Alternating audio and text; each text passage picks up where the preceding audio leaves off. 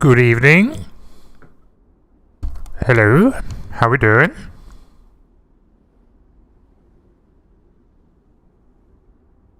Welcome to Terraformers. The Red Planet awaits. A game I've played a heck of a lot of this year. I think it's probably my most played game, especially on PC anyway. My most played game on Steam. But yeah, it's a good game as well. So let's see how we get on, eh? Let's see how we get on. Let me just mute this. 1 second. I'm just fixing a few things in the background. Yes, we are live. Everything is working. Lovely jubbly. Let's just share that around. Make sure everyone knows that we're live. Hope everyone's doing okay though. Hope we're having fun. Hope we're doing stuff. We find fun. Let's just have a look. Yep, that's all clear. We're all happy there. Yep, new con there.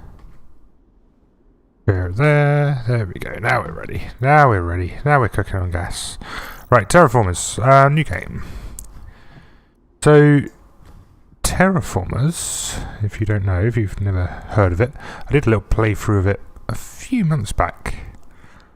But basically, you just making Mars habitable. Let's just play the basic mainline game, and I'll sort of show you how it plays.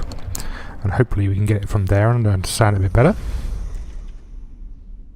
But it's a fun little game for resource management sort of style. But we'll see what you think. Okay, welcome to Mars Colonization Project. A small step to the first colonists, but a giant leap for mankind. The shuttle's landed, and your people are ready to settle on the Red Planet. Everyone on the ship is aware of the historic importance of this mission and the great responsibility resting upon their shoulders. Very important. Very important. Hello, Butterknife. How are we doing? Hope you're well. Their lives will be spent beneath the domes of artificial habitats, but they are not here for themselves. They are here for the future of the human race. It'll be a long time before human can breathe Martian air, but everyone is willing to work tirelessly to make that day arrive. Earth has been sent resources to start the settlement. Oh, Earth has sent resources, hasn't sent whatever.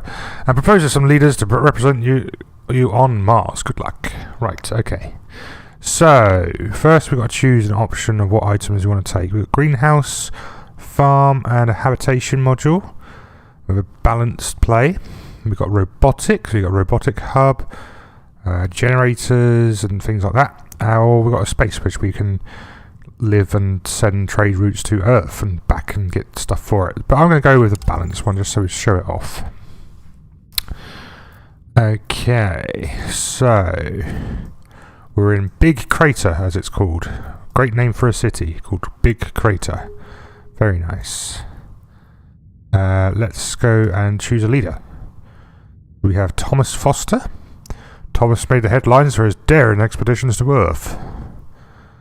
Oh, I'm doing great. It's finally Christmas break. Oh, nice. Good one, Get Burnt Knife. I like that. We like that a lot. I've got another basically half day to go tomorrow, and then we're all good. He climbed Mount Everest in the early 20s, explored the harsh landscapes of Antarctica and the Sahara Desert, mapped out previous undiscovered underwater caves. Mountainous landscapes and harsh conditions of Mars are the perfect challenge for this seasoned explorer. You get a load of exploration sort of things here, but the main one to look for is the specialization. He gets to increase your silicates production by 1 for every 3 new silicates you start producing. Silicates! Oh, we got George Dromido, who is extensive use of 3D print modules revolutionized its architecture on Earth.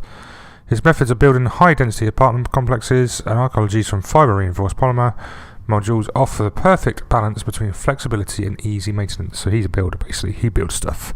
He builds all the things. And he gives you a boost of rural construction regional buildings that cost 15% less resources. Okay. George. Let's go with George, just for the hell of it. So he's the one that we sort of get extra things for doing. So he can destroy rocks on his own, or he can explore with these areas around here. So let's have a look here first. So this is our area where we can put all our buildings and things and see what we can grow. Let's place the headquarters first. Anywhere we place them is going to give us a boost. So let's go here. And here's the support change per turn. You start at 100, and at the moment I'm at +1, so I get 101 next turn, and so on, and so forth. So hopefully we can play through and start enjoying this. And now I know he's got his rocks, we can actually destroy that for free. So we can get rid of that and put some food down. So that starts giving us a food per change per turn, so we're getting +1 food every turn going forward. So you start with 50 power, and every time you use one of these explorations or one of these little items, you use power, but you can gain power by increasing them up by using power stations and things like that. So basically it's a bit of resource management. Make all these numbers go up, basically, is what you want to do, and keep an eye on this. Make sure you don't die by the population hating you, and the target is to get this support income all the way to the top to 950 from all these different ways. So you've got support income, resource income combinations, trade routes from mines, total project suggestions, total project researches, and terraforming steps. So there's lots to it. There's lots of things to it, ways we can win. Over here we've got all the different terraforming steps from each of these areas you can build into. I'll go through this when we get a chance to go get this built up. Are you a god or a political leader? He's actually probably more a political leader. He's taken over from Mars, and he's now going to be the leader of the Mars expedition and then growth of Mars to make it into a habitable planet. So there we go.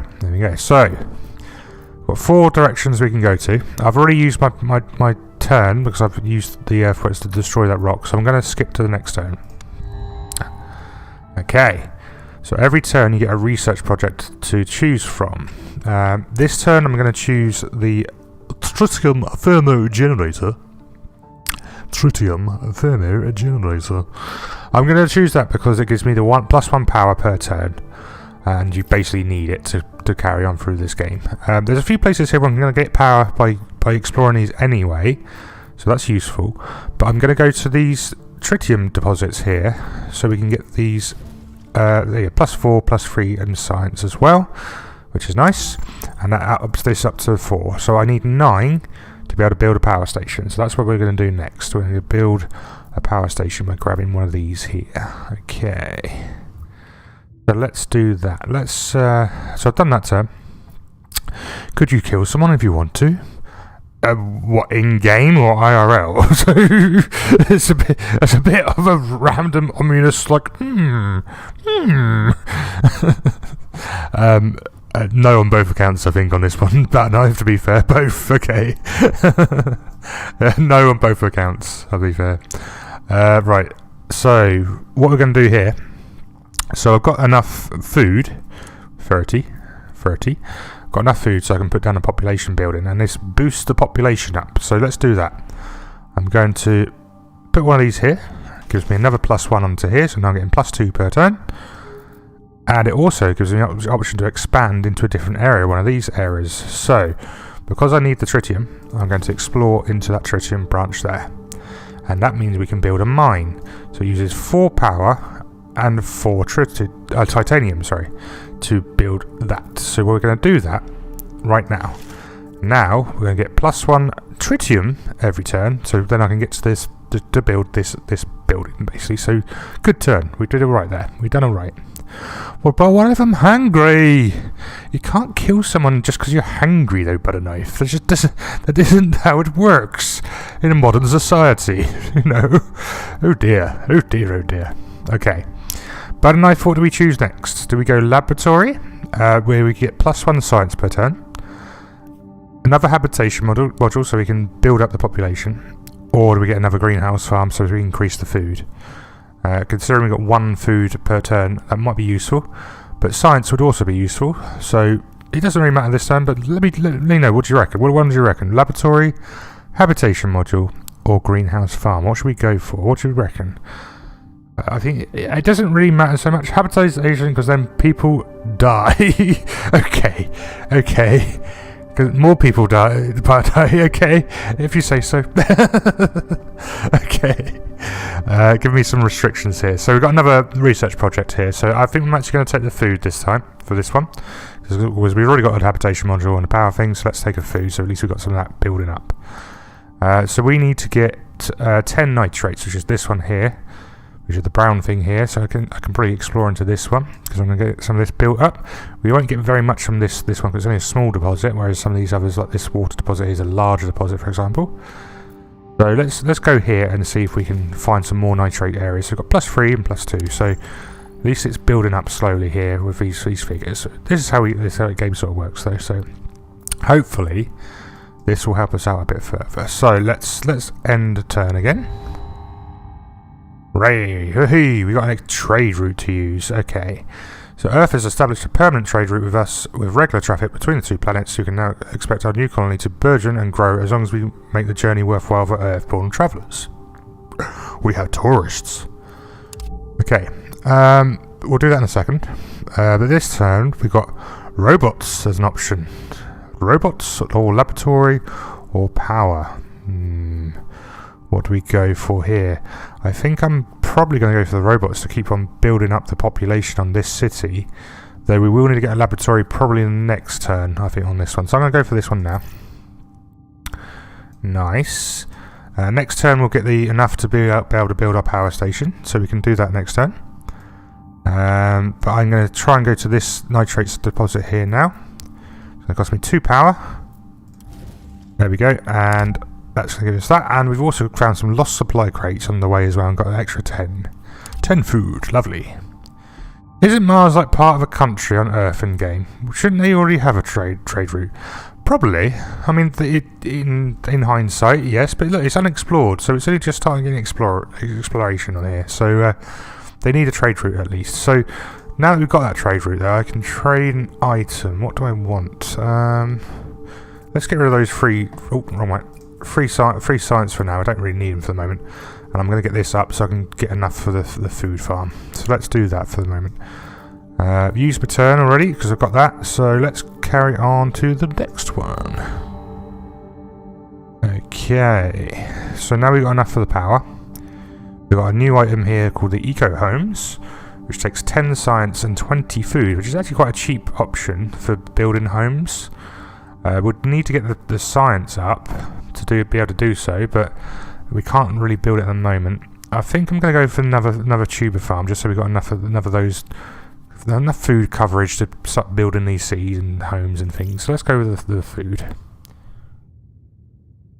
And on that note, let's build that power station because we need to start building some power in here. So let's put this to a spot where it's not next to any of these buildings, because if you put it next to buildings they get -1. They don't like living next to a power plant. So let's put it over here so it's out of the way. There we go. And now we're getting +1 on the power as well. Nice. Nice. I like this game. It's so fun and addictive. Oh dear, oh dear. Okay. Let's see. What do we need next? Can riots start in this game? They do get a bit angry. They can get angry and you just immediately die if this goes to 0 basically. So you've got to sort of just like be careful with it and concentrate on what you're doing as such. I'm going to go to an addictive. I know, it is addictive. It is addictive. I do like resource management games in general, and this one is one of those ones where you just get stuck in and carry on going and going and going, you know. So, right, so I need to find some titanium. There's none showing on this map at the moment. And I also need... What else do I need? I need some more nitrates, really, to build that up. So I think I'm going to go for these nitrates over here. And it's got a little bit of a happy, smiley area, which boosts this up a little bit as well. So might as well take it. Let's go 117 plus 20. Nice, we'll take that. Plus 3 silicates and plus 2 nitrates. Not very many nitrates, but it's okay. We still have enough to build another food farm. So let's do that. I'm going to build it in this little cross area with loads of food around it and see where we do there. And because we want to get away from this bad moment, which is what this -1 support is here, don't want to put any population next to it like these things, so I'm going to put it next to a food farm, so it negates that effect as such. So there we go. Nice. We're doing okay. We're doing okay. Right, okay, let's skip that turn. We've done that one. Aha! Exploration satellites, lights from the Earth. Do you think I would get arrested for killing someone on Mars? Well, technically at the moment there'd be no laws on Mars, so I think you could probably get away with it by a knife, but you probably wouldn't be able to travel back to Earth. You'd probably go to prison for it there. So don't do it, maybe? Might be a good thing not to kill people, you know. Oh dear, oh dear, oh dear. Exploration. Elon Musk should be scared. Oh dear, poor Elon. Anyway, exploration satellites from Earth. So basically you get a free travel section with using these satellites. Ooh, we got some extra options here again. Okay, so I'm getting more robot hubs coming. I got this one as a household robot dispatch center, which is basically it helps robots in your cities, and they basically get a boost per robot you've got in the city, but it takes up a tile to be able to put it down. I haven't got the science for it at the moment, so I'm actually going to take this building here, which is a school. If we put this school next to a population building, you get +2 per turn, and you get +1 science per turn on this building as well. Very useful building. I'm going to put it into this city. I'm going to put it right here. So we'll get boost for this, and a science boost here. So we'll do quite well out of that. We'll get double our usage that we need. So let's see how we get on here. Let's build. Where did it go? There it is. Let's build that one. Take that one. We're going to need to get 3 science in a minute, so I might need to change these. Let's put these trades over. Actually, I've got 2 foods, so I can take one of them off. I'm always going to get one every turn anyway, so it's not a worry. Silicates I need. There's a silicate deposit here, so let's use that new exploration satellite. Gives us a free one. Collect resources, 6 silicates and 3 nitrates. Nice. We got some extra stuff, and we've got the silicates to build this, so we just need to build up the science now. So we need to find some science buildings or some science deposits on these areas. I think we're actually going to go for this water and see what we get here, just out of curiosity what it is. 5 water, 3 power. Nice, so that's built up there, 5 water. You need more water to build more cities. So we'll see how we get on with this. Oh, my throat's a bit dry, so apologies if I start coughing, but there we go. Right, so we've done that turn. I think I'm just going to skip this one as well, because there's nothing I can build at the moment, nothing I can grow, so let's just skip this one. Okay, so we've got another option. I've got 10 water for 1 food per turn. I've got no water, so there's not really much point doing that. 9 tritium for 1 power. Again, haven't got tritium, but I am building it up, so I think I might take this in a second. And this is another population building, but it actually also protects you against nuclear radiation. So this basically makes them like you a bit more, because you're protecting them in the cities. But I don't really have the food for it, but I could do that. That Ferris error performed like pee-pee. What? What are you talking? Oh, over here. Oh, I see what you mean. Oh dear. Oh dear. Thanks for pointing that out, but a knife. Very good. Do we go with the igloos, so we protect them from radiation, or do we go with the thermal generator and get more power? What do you reckon, Butter Knife? Which one do you reckon we should go for? The igloos or the generator? What do you reckon is probably the best bet there? I think the generator might be the better one on this path, because I've got the 1+1 on this already.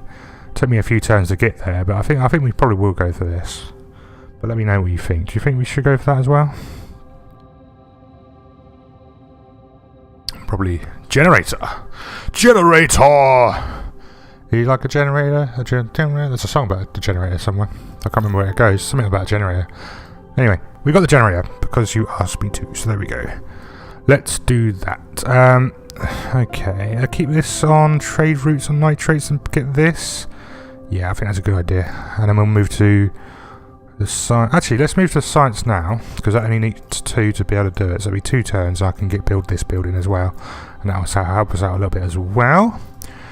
What else do I need? I need to find some. Titanium, but there's none anywhere at the moment, which is a little bit annoying. Let's go into this area. Let's see what this Cernium miner does, whatever that means. 5 power, 2 water. Okay. Not too bad, and it keeps this power going so we can go and explore further areas and things like that. So, not doing too bad at the start. We got a good start here. We've got a new area here of flat plains where I can build another city if I wanted to. But I need to get 30 food and 10 water. So we're still a little bit behind on that, but we'll get there. It's okay. Let's carry on another skip turn. Aha! Many villains in movies have fell into a generator and turned evil, like a lizard boy and Sandman, and villains keep kill people, so it's a win-win. Ah, I see your plan. You want my generator to create supervillains to take over the whole entire Mars. I get it. Okay, rising expectations number 1. As the colony grows and basic amenities become more common, so do people's expectations. The hardships of early years are soon forgotten, and a warm bed, nourishing food, and regular entertainment are no longer considered luxuries, but requirements for a comfortable life. Your hard-working colonists expect their work to pay off, so it's only natural that expectations rise as time goes on. There's nothing you can do about it. There's simply human nature at work. Okay. So we start losing 13 support per turn, just because, basically. And now we're at -11, which is not good. Not good at all. Not good. Okay, what we got here? So, we've got hospital, which helps people. Go get water. Why are you screaming? Okay. So we got a hospital, and a hospital gives us support per turn of +7, and adjacent population gives us +1. So you could effectively give +8 every turn if you put it in the right places. But we're still a little bit behind, so it could be useful to get that. Road paver depot would be a +3 expansion, so these expansions like you get here to build mines. That would be good to build one of those, but we don't really have the resource of titanium to do so. But I think the only option we really got is to go to the laboratory here. Silicates and nitrates needed. And we got that already. So let's put that down. I think I'm going to put this... Let's put this over here. Then that gives me +1 on the science, so I can move the trade to something else. Let's move it back to nitrates, so we're starting to build those back up again. Or we could move it to titanium, because that's the one we are struggling with, actually. Let's put the titanium on. This is fine, yep, nice, that's cool. Okay, and let's see what else we can explore into. What do we need here? I need some more tritium. And we need some more silicates now as well. So let's go for this one, because this is quite close, and you get some extra support back as well, so that negates the -11 we got by getting +26. So we actually got what was that? +10 extra support there, whereas +15, something like that. So yeah, nice. That's what a good turn. Okay, let's see what other options we've got here. Nothing really going on. I'm trying to find some extra resources to use. It hasn't really given us any options. Normally when you go into one of these areas, sometimes it might move over to different sections and give you other options for resources you could pick up. But this turn, it hasn't helped me at all, so not very good. But let's carry on and see how we get on. What we got here? Okay, get high capacity research computers. Every 3 permanent projects proposal increases you do, increase the amount of projects you can research by 1. Okay, interesting option, but we need 15 science for it. We haven't quite got that yet, but we could get that pretty quickly. I think it's not one to worry about. Advanced city planning. Raise the maximum amount of buildings that cities can have, dictated by population robots, by +3. The limit cannot be more than 15. So basically it gives you more space to build buildings without having to build loads of other buildings in the first place. So it gives you a bit more space and things. That's kind of useful early on, but then it's kind of redundant later on in the game anyway, once you get enough population in different areas. So yeah, can be good, can be bad. One of those. Urban planning. When you found a new city, it starts with 1 expansion. Okay, that's really useful. if you're building lots of cities. I think that would be a good plan later on, but I think I want to go with one of these two, really. Any choices, chat? Do you want anything? What do you reckon? Do we go high capacity research computers, advanced city planning, or Git urban planning? None of these are really bad. I mean, but none of them are really good. I think urban planning will be useful late game. Advanced city will be good this early on, and high capacity research is just good in general. So I think whatever one you choose doesn't really matter too much, but I think they can sort of decide your fate later on in the game, kind of thing, these two. So 1, 2 or 3, chat, what do you reckon? What should we go for? Anyone want to choose a number for me and we can go from there? Button knife, you're still there? Advanced 1. Advanced city planning. Okay, let's go with that then. That sounds a good idea. Let's go with that. Good choice. We've got another new building here as well. We've got magnetic fusion plant, which gives us +2 power per turn for 14 tritium, but it also puts the comfort of living down by 1. Adjacent population also loses -2 per turn as well. And I think I know what Button Knife wants me to choose already. Because he's an evil mastermind and he wants to be evil, I guess. Button Knife, should I choose a magnetic fusion plant to make sure everyone's all going to suffer? Because apparently this is what we're doing this game. Making people suffer on Mars. While trying to survive as much as possible. Yes, I thought you might choose that. Yeah, there we go. So predictable, my friend. So predictable. But it's okay. It's okay. Let's go. Very good, mate. Very good. Right, let's see what else we got here. So I need some silicates. That's what I need to build this. So we've got our satellite back. Every 3 turns that comes back to us and gives us a free exploration area. So I think... Hello, Gordy. How goes the terraforming? Hello, Cyan. It goes very well, thank you, my friend. I am sort of talking people through how to play, and this is quite a good fun game. It's like a resource management sort of game. All about terraforming Mars. Literally does what it does, what it says on the tin. So let's have a look what else we've got here then. Okay. Let's go to this unexplored location in Exanth. I've seen you play it before. Thank you, sir, and I appreciate you've watched those videos before. I've done a full video playthrough of the whole game actually, and it was really fun to do. So I thought I'd do a stream. This is probably my most played game of the year because it's one of those you can just jump into, do a quick 1 game session. It doesn't take long to complete, and if you're doing it just to play through as general, you can probably get it done in a half hour, I expect. On a normal playthrough, but I'm just as I'm showing you how it plays and how it works a bit more in depth. I thought, let's take our time with it. There's no rush in this kind of thing. So we've explored a lava tube, which is another place where we can actually habitate. So this should be fun. Have you seen your friend that you want me to assassinate lately, Cyan? What are you got about? What are you got about, Button Knife? What are you got about? Button Knife, what are you got about? He's gone crazy. He's gone crazy. He's gone crazy with his power. Hello, oh concerning one. Oh dear. Oh dear. Oh dear. Collect resources. 30 support, 3 tritium, and 2 silicates. So we've got some extra resources. We've got some food as well, as lost supply crates have been found. Lovely. Lovely, lovely, lovely. He said no, but I'll take that as a yes. Just no. No assassinations here, please. Not today. So we got enough resources to be able to build this school. It gives us +2 population, so I'm going to put it right next to these two, so we get +2 on each one. It makes it go down to -7 rather than -11, so it gives us a little bit more space to work with. I've also got enough for the thermo generator. I'm going to put this right here. So I'm getting 2 power per turn, so it's enough to keep that up. Do I want to switch these yet? Might switch this to the science. So we're going to get rid of 1 science, but we're going to collect two food each other. Oh, the rocket's going up. Ooh, there it goes. Bye. Anyway. This is the wrong kind of game for assassinations. Go play SimCity, Button Knife. Yeah, good choice. Which SimCity though, Cyan? I mean, because I played... what was one I played?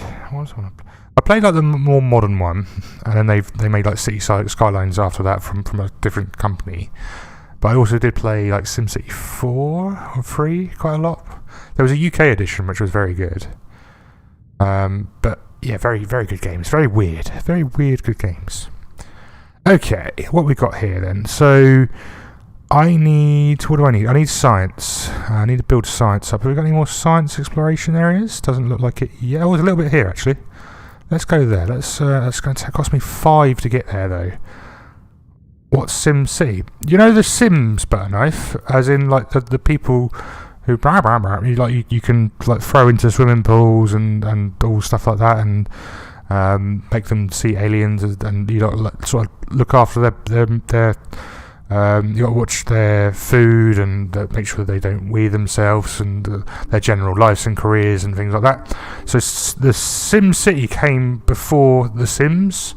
It was a game where you just basically built cities, but it was quite technical in terms of building different types of cities and things like that. So you could do like a residential area, you can do big shopping centre areas, you can build.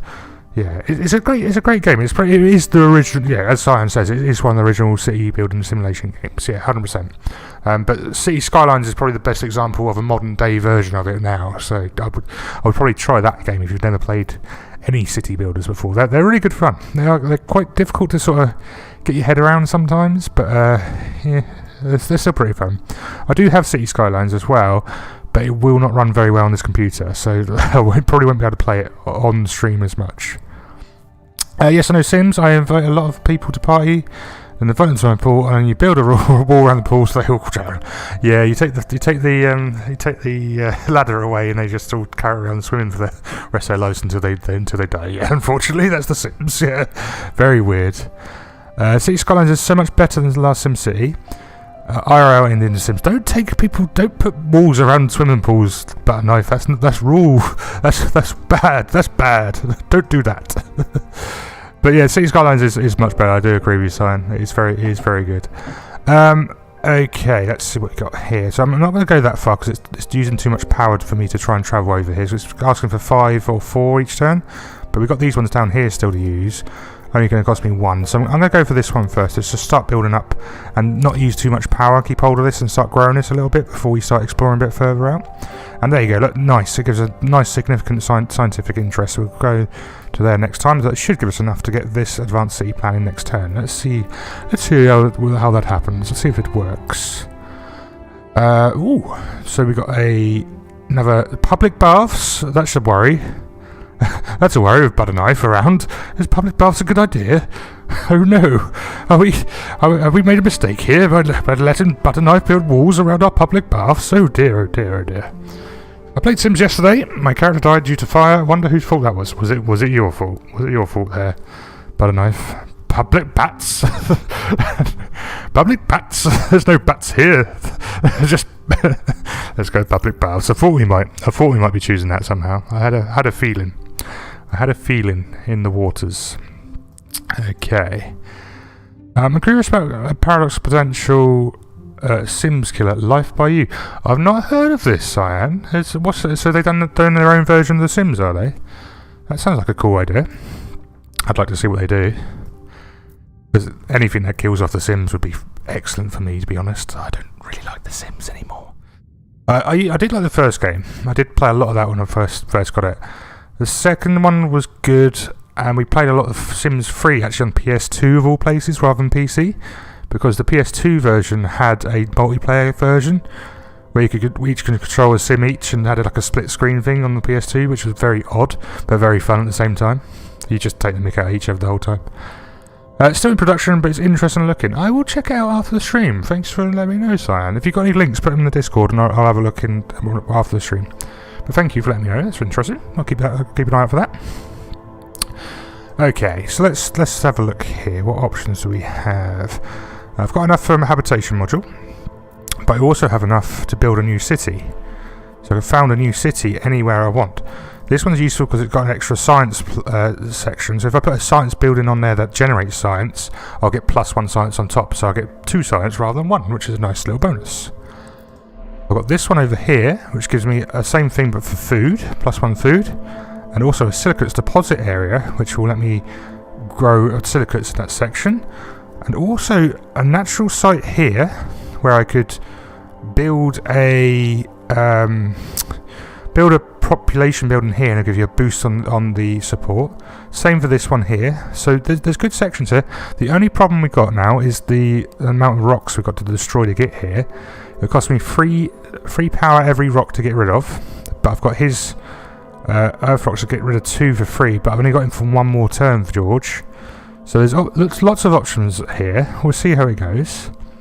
There you are, sir. I could send it in Discord if you... put it in the Discord, Cyan. If you put it just in a general chat in Discord on Nintendo Village, and we can have a look after the stream. I'll have a check of it later on there. But thank you for letting me know. Right, I think I'm going to go for this one.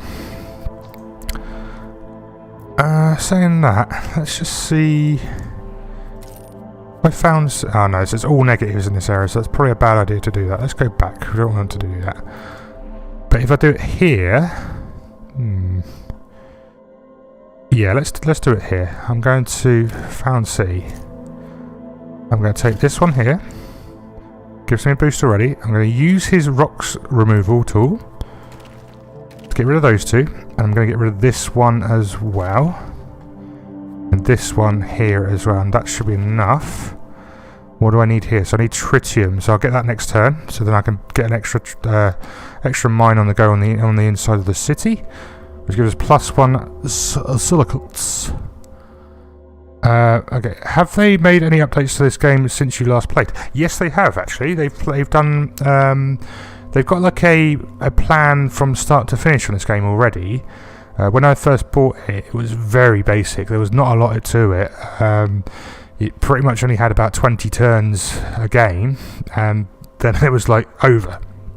Now they've done more artwork, they've added new buildings, they've given you a level ups item kind of thing which you progress through to increase your levels through the game, and as you level up you get extra buildings you can work with and do things like that. I think I've leveled up to the top level I can at the moment.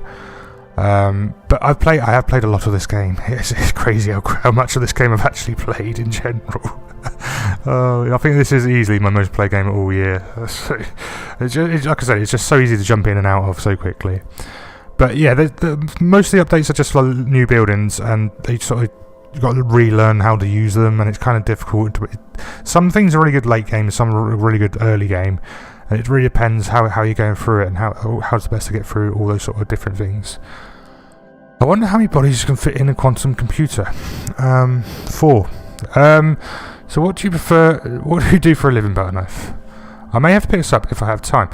It is a winter sale on Steam at the moment. I don't know how much this is. If this is on sale for, if it is on sale, I'm not 100% sure. I'll have a look for you afterwards, Simon, and I'll send you a link if you want. Let me do some things here first. Let me sort of get my head around what we're doing. So I put the other city here, and I think I'm going to make this one explore the other way to make this one explore this way. So I've got 2 extra areas I can collect the deposits of, which will be very useful, plus the silicate bonus there already, plus a food bonus. So I can put this food onto here to try and grow that, so that'll be useful. But let's skip this turn, because then I've got enough to grow... What am I growing? Oh yeah, to grow this. So let's do that and skip to the next turn. Depends on who you ask. He's a hitman for a butter company. So that's why he's called the Butter Knife. On sale for $13 US. I would recommend it for that price. I think it's a good price, good value. There's a lot to it, and there's lots of different level types to choose from, and different ways to progress, and different ways to try and beat the game and such. But once you start getting your head around it, it does get better as it goes along, kind of thing for me. Okay, so we've got our guy is now retiring. Goodbye, George. Thank you for your service. We appreciate it. Choose the nerd. We've got Jung Hak Kun, who is a science dude who gives 1 extra technology as added to each option, which is very useful. Very useful. And this one is Liana Cortez. Cortez? I don't know how to say it. Anyway, she gives you an extra support as long as you've got 700 or more total support. You get 1 extra project suggestion and 1 extra research per turn, which is useful but really difficult to get to 700 plus. So yeah, you're right, it's hippie versus nerd. So What do you reckon we should go with, guys? Because I think maybe, like as you said originally to Bat Knife, I think Nerd is probably the option to go for, because the extra technology will definitely help us long term. Whereas this one's quite different. She's good if you can get to 700 plus support, but it's very difficult to get to 700 plus support in this hard mode version I'm on now. The research unlikely to get to that 700 level. I agree. So I'll go with this guy because research is definitely the way to go. I think let's go that way. Okay, we got some more new buildings as well because we got to the next leader. They give you extra buildings that unlock, and then you can carry on and do other things as you go through. Let me just have a drink. Bear with me. That is a lot of talking very quickly. So okay, so we got this one that's just appeared, which is a landing pad.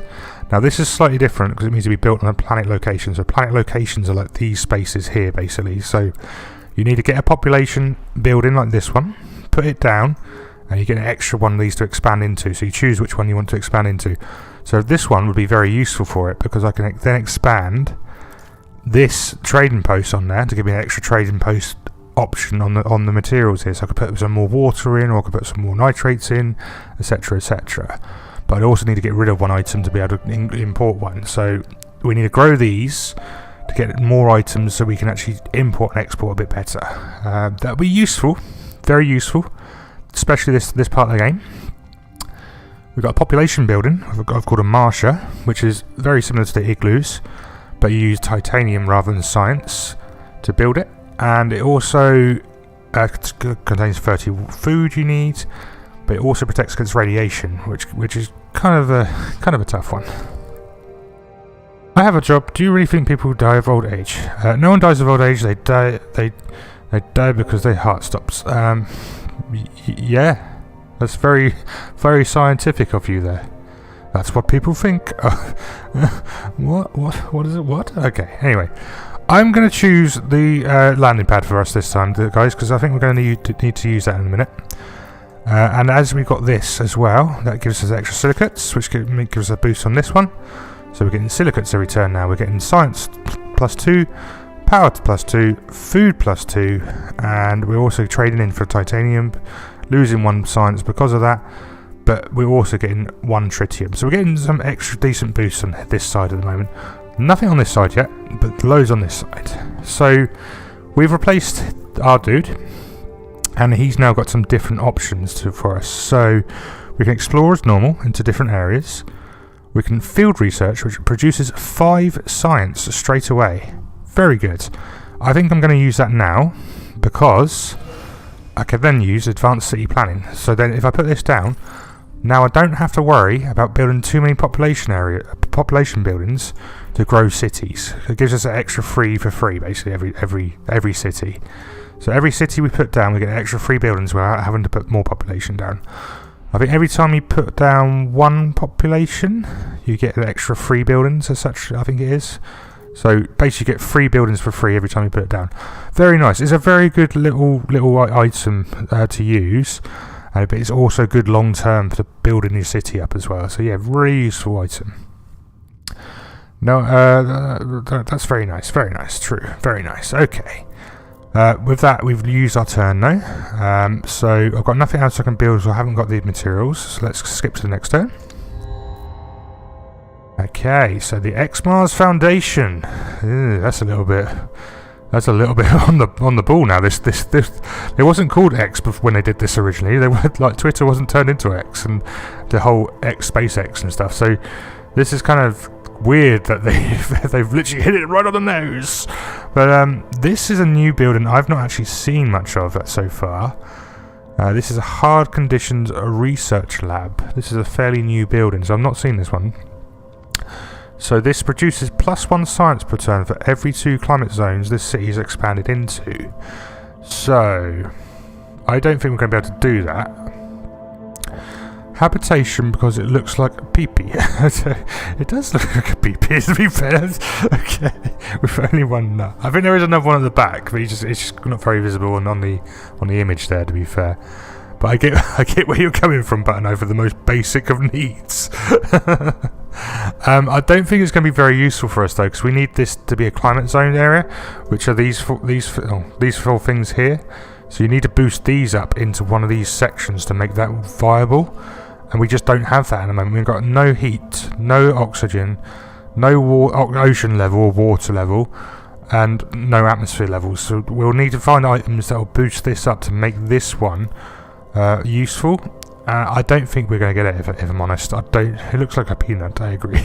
Oh dear. But yeah, I don't think it's going to be useful for us. If it was later game, maybe I'll consider it, but it's not going to help us. Research centre will give us 2 projects extra proposed per turn, so we've got more items to choose from. Too early in game for that one. I agree. If we had more boosts on these things, I would definitely choose it, but we just don't have it at the moment. Hey, Corny, look behind you. No, there's nothing behind me because I live on my own. Ah ha ha ha. There's nothing there. We're okay. So I reckon research centre or habitation module, and a research centre would be more useful because it gives us extra project options, or habitation module because it would just literally boost population, but it's a pretty boring building. I'm behind you, hee. But you're like in a whole another country. I know you're in a whole other country because you got you on Pokemon Go. I know where you live now, ha. That's the problem. I know if you've revealed your location, I know where you live now, in a tiny little house which you sent me on Pokemon Go, which is a very little doll's house. Oh, it's funny. Anyway, I'm going to go research centre because this will be useful for us every step of the way, basically. So let's grab that. We need to wait for the science to build up to be able to get it. But we could move this over maybe a little bit and sort it out. Nah, that's fine. I'll leave it for a moment. Aren't you more scared of me knowing your location? Nah, I'm not scared. I know you know where I live. It's not a problem. What kind of assassin gives their position away? So disappointed you, but oh dear. You've been revealed. Oh no. Okay, what item are we going for here? I need this landing pad. So I need to get the population on there. So I need the food really, which I haven't got any of, which sucks. So I need more food. So if I go for boosting nitrates, that would be a good option. Let's explore this one. 30 support, 2 nitrates, not too great, and plus 3 water, but at least it gives us a little bit of a boost, so we can use it. And we can also explore, I think, into this one. 20 support, 3 nitrates, and then it gives us another big nitrates location here. Nice. So if we move another city onto this building, and then build onto this one, we can now get a farm onto this nitrates section, which will be very good, very useful. You should start looking behind you and look what prepares your food. Sorry. What? What? Oh dear. No poison in the food now. No poison in the food. We got another research option here. So, robots are an option, but I've already got that already, so we can keep hold of that. We've got a Renaissance station.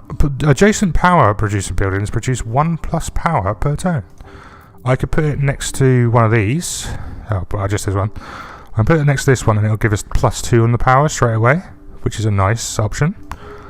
But it's quite a lot of resources to do it, I believe. So 22 silicates. Bit too many, maybe. Whereas this courthouse gives us +2 comfort living across whatever city we put it in. It's fairly cheap at 10 food and 4 titanium. And that's pretty much it. But I think that's probably the best option at the moment, because I've already got the robots. Don't really need to build another robot yet. And the silicates, I think it's far too high. If I had more silicates, I'd consider it. But as I don't have it, I'm going to carry on and go with the courthouse on this turn. Here we go. Let's have a look through these. Okay, next turn. Let's go. Okay. Bioengineering progress. Scientists are making progress on adapting life to Martian conditions through bioengineering. They have been experimenting with different genetic variations and now present you with their 2 most promising candidates. Which of these life forms should they create? I don't even know how I'm going to pronounce this one. Methanogenium? I think that sounds about right. Methanogenium. This is something you put on the location, which basically puts up the heat every turn.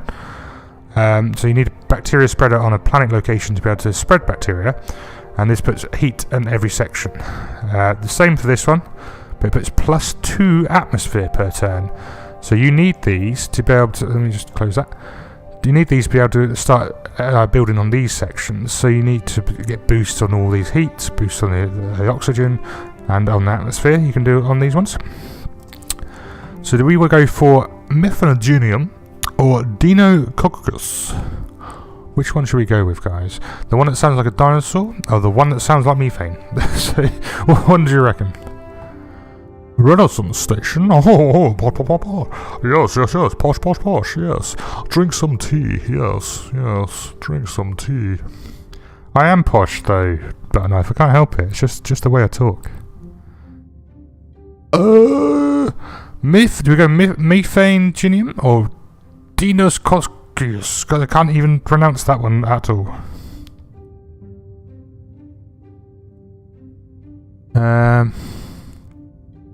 Let's go with the second one. Okay, Deinococcus. Let's go with that. Good shout. Okay. Let's go on here. What do we go with here? I need to keep on boosting this up to get the tuber farm. So we've got the nitrates here, could be a good option. Nitrates here could be a good option. Science and nitrates here, of course, would also be a good option. So one of those three, I think. Let's go with this one because we've got extra boosts on there. Oh, saying that's +4. That's +2. Let's go +2 actually. Let's use that one because we're only using 2 power to get there, so it should be fine. Black sand dunes. Pictures from black deserts taken from orbit are common, but your explorers relate that seeing it with your own eyes leaves a strong, overworldly impression on you. Pitch dark dunes stretch out in all directions, while the site provides incredible vistas. It could also be a good source of silicates and could be used for a wild terraforming project. Interesting. This location has significant scientific importance. The resource survey of the area has revealed small hints of nitrates and silicates, and we can collect the samples recovered while prospecting. That's some nice science. It is, yeah, +6. Big boost. Which is good, because we're near to getting the research centre now as well. Okay, so... what do we want here? We can't actually build any buildings, and unfortunately we've got too many buildings to choose from now as well. It won't let me continue until I first research one of these. So we've got some other new buildings. Entertainment centre. It does literally what it says on the tin. Provides entertainment to your population. Gives them +3 support per turn for everyone that's next to this building. It's okay. It's not a very big, powerful building. Only +3 per section, and you've got to put it in specific areas to make it worthwhile. So I think I'm going to ignore that one. +1 silicate for every 3 mines owned by this city for this exhaust processor. I think that could be useful, but I need an area where I can build 3 mines at once. I've only got 2 mines options on these ones at the moment, so it wouldn't work on these 2 really. I could try and explore further and maybe use this one to try and explore further and see if I can get 3 mines all at once. But it's going to take a while to get there, and I just don't think we're going to have the research ability to do so. What I'm going to choose is the soil factory. Adjacent food producing buildings produce +1 food per turn using this soil factory. So if I put that, for example, in the big crater here, it can be +1 on this one, +1 on this one, so it'll be producing 4 food per turn rather than 2 food per turn. So doubles that pretty quickly. Starts building the food up, and it makes it a bit easier to build extra buildings and cities and things all over the place. Okay, let's have a look over further.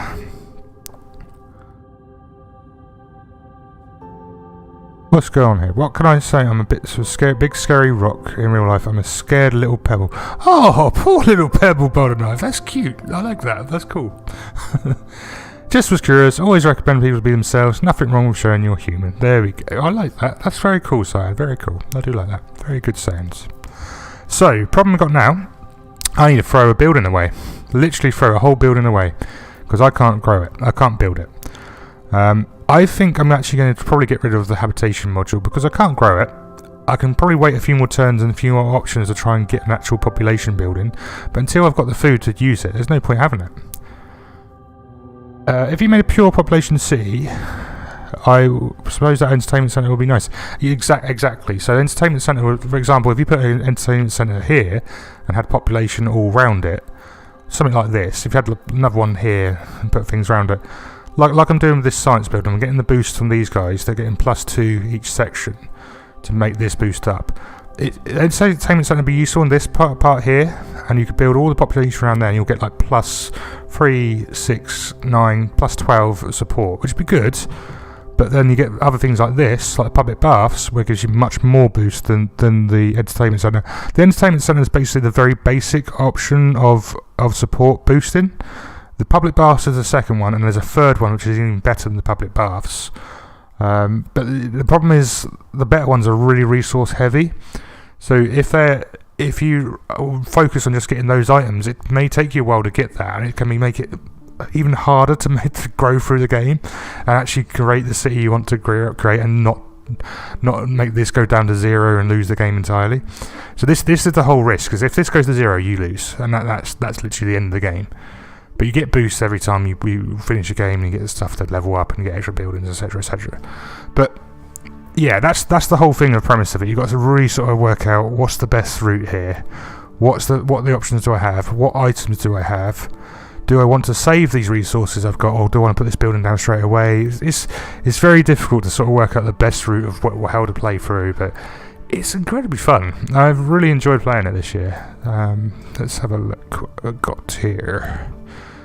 So I need to throw away a building. So let's do that. What I'm going to do, and I think Butter Knife would like this, I'm going to throw away this population building. I'm going to put it in the bin. Literally open the bin, open the trash can, throw it in the, and you get +1 science for every building you throw away, basically. So I'm going to get rid of that building. So all that population is just gone. There's no population anymore. They've just been decimated and destroyed. Rah! Thrown into the trash can. Rah! There you go. There's me doing a bit of a role play for you there, but I hope you enjoyed that. I think I can still research one, so I'm going to build this one to collect that item. And I still need to throw one more building away, and this is where I'm going to get a bit stuck, I think, because I can build this in 2 turns. I enjoy it. I'm glad you enjoyed that, Button. Very good. Good. Are there other planets as options, or is it just Mars? At the moment, it's just Mars, but you do lots of work with Earth in terms of moving people and materials over. There's a lot of extra objectives you can unlock and do, and it gets a little bit more complicated as you go through. But it's a good fun game. Hello, Grounded Tech. How are you doing, my dude? Hope you're well. Thank you for the smiley heart there. It's very cool. Is that part? What is that? Like a YouTube subscription thing for having those things, or was that just a special sticker from somewhere? I've never used stickers on YouTube, so I don't know how it works. But I hope you're doing well, my friend. Nice to see you. Okay, just a YouTube emoji. Nice, very nice. I like it. Okay, I need to throw away another building, and I don't know what to go with, if I'm honest. We've got enough power, so I'm kind of thinking I can probably get rid of this magnetic fusion plant, and because it's got the negative effects of the comfort of living, which is quite an important one. I'm thinking about throwing that one away. The only other real option I could consider throwing away is the trading one, because I can get loads of these later on anyway. But it's completely random every turn, so the new buildings you grow could be completely different every turn. It's annoying because it's all completely random what items appear in this section. As you get through different leaders, you get more options on the buildings that you can grow, and new ones appear. So it means that there's even more buildings that you could randomly appear in your selection of only 3 at the moment. But as I build this building, it'll go up to 5, so it gives me a bit more options and where I can come in and go out. And yeah, it's kind of like a little bit of RNG in that section to say that this anything could happen here, anything could grow, anything could build, and it's just really tough to work with. So I think getting rid of this could be the option, or getting rid of the food, because I've already got loads of food anyway. And if I build this rather than the food, it would let me boot up these boosts to double these items anyway. So I think maybe we'll get rid of this one this turn. And if we're still struggling, get rid of this next turn. So let's see how we get on. Okay, Gorney's throwing people in the garbage. Literally. Welcome to the stream. I am throwing people in garbage. Go to the rubbish tip, you. Ha ha ha. It's what they deserve. Oh dear, oh dear, oh dear. Oh dear, oh dear, oh dear, oh dear. Oh dear. Right, anyway. Thanks guys. Thank you for joining in. So, this is what I was meaning about these level up sort of buildings. So, as I was saying with the water baths here, these are two other options here of further upgrades to the robots. So I've got an Android hub.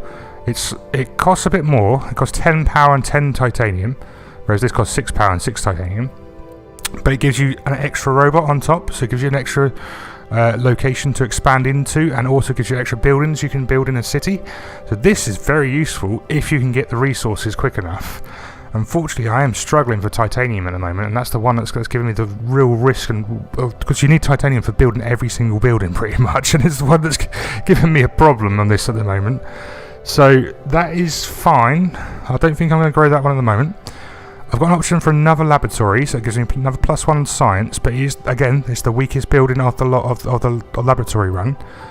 But I've also got a development centre here, which is 1 research and 2 extra projects in reserve every turn, which is basically the upgrade of this one here. And it isn't going to take me too long to get the 20 there, so I'm kind of tempted to take this, or grow this laboratory to get this one first, and then maybe go for this one in the future. Let's go the laboratory route. I think is probably the best route, and then we can grow the science up, get some extra options and things like that. He does that in real life too. What, throw people in the garbage? The rubbish tip. Only our friends. Don't tell Rich. Only after the pub. Yeah, absolutely, always after the pub. Did you turn up to that drunken stream I did once this year?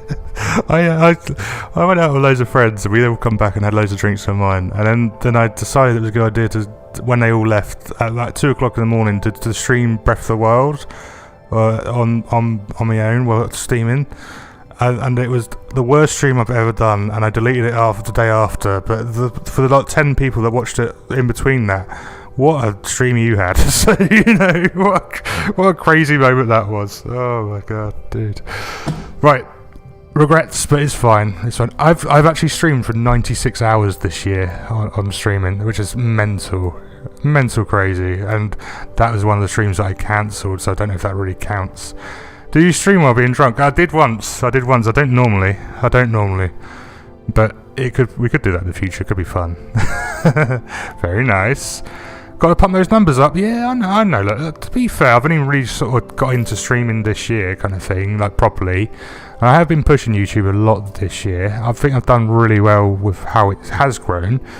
But the problem that I've got is the watch time. Getting people to watch things consistently, like videos and after streams kind of thing, rewatching the videos, is so difficult to build it up, but I'm not too fussed about it. The subscribers are going the right way, and the actual people coming to streams is going the right way, so I'm quite happy with how that's building at the moment. So I'm no problem with that.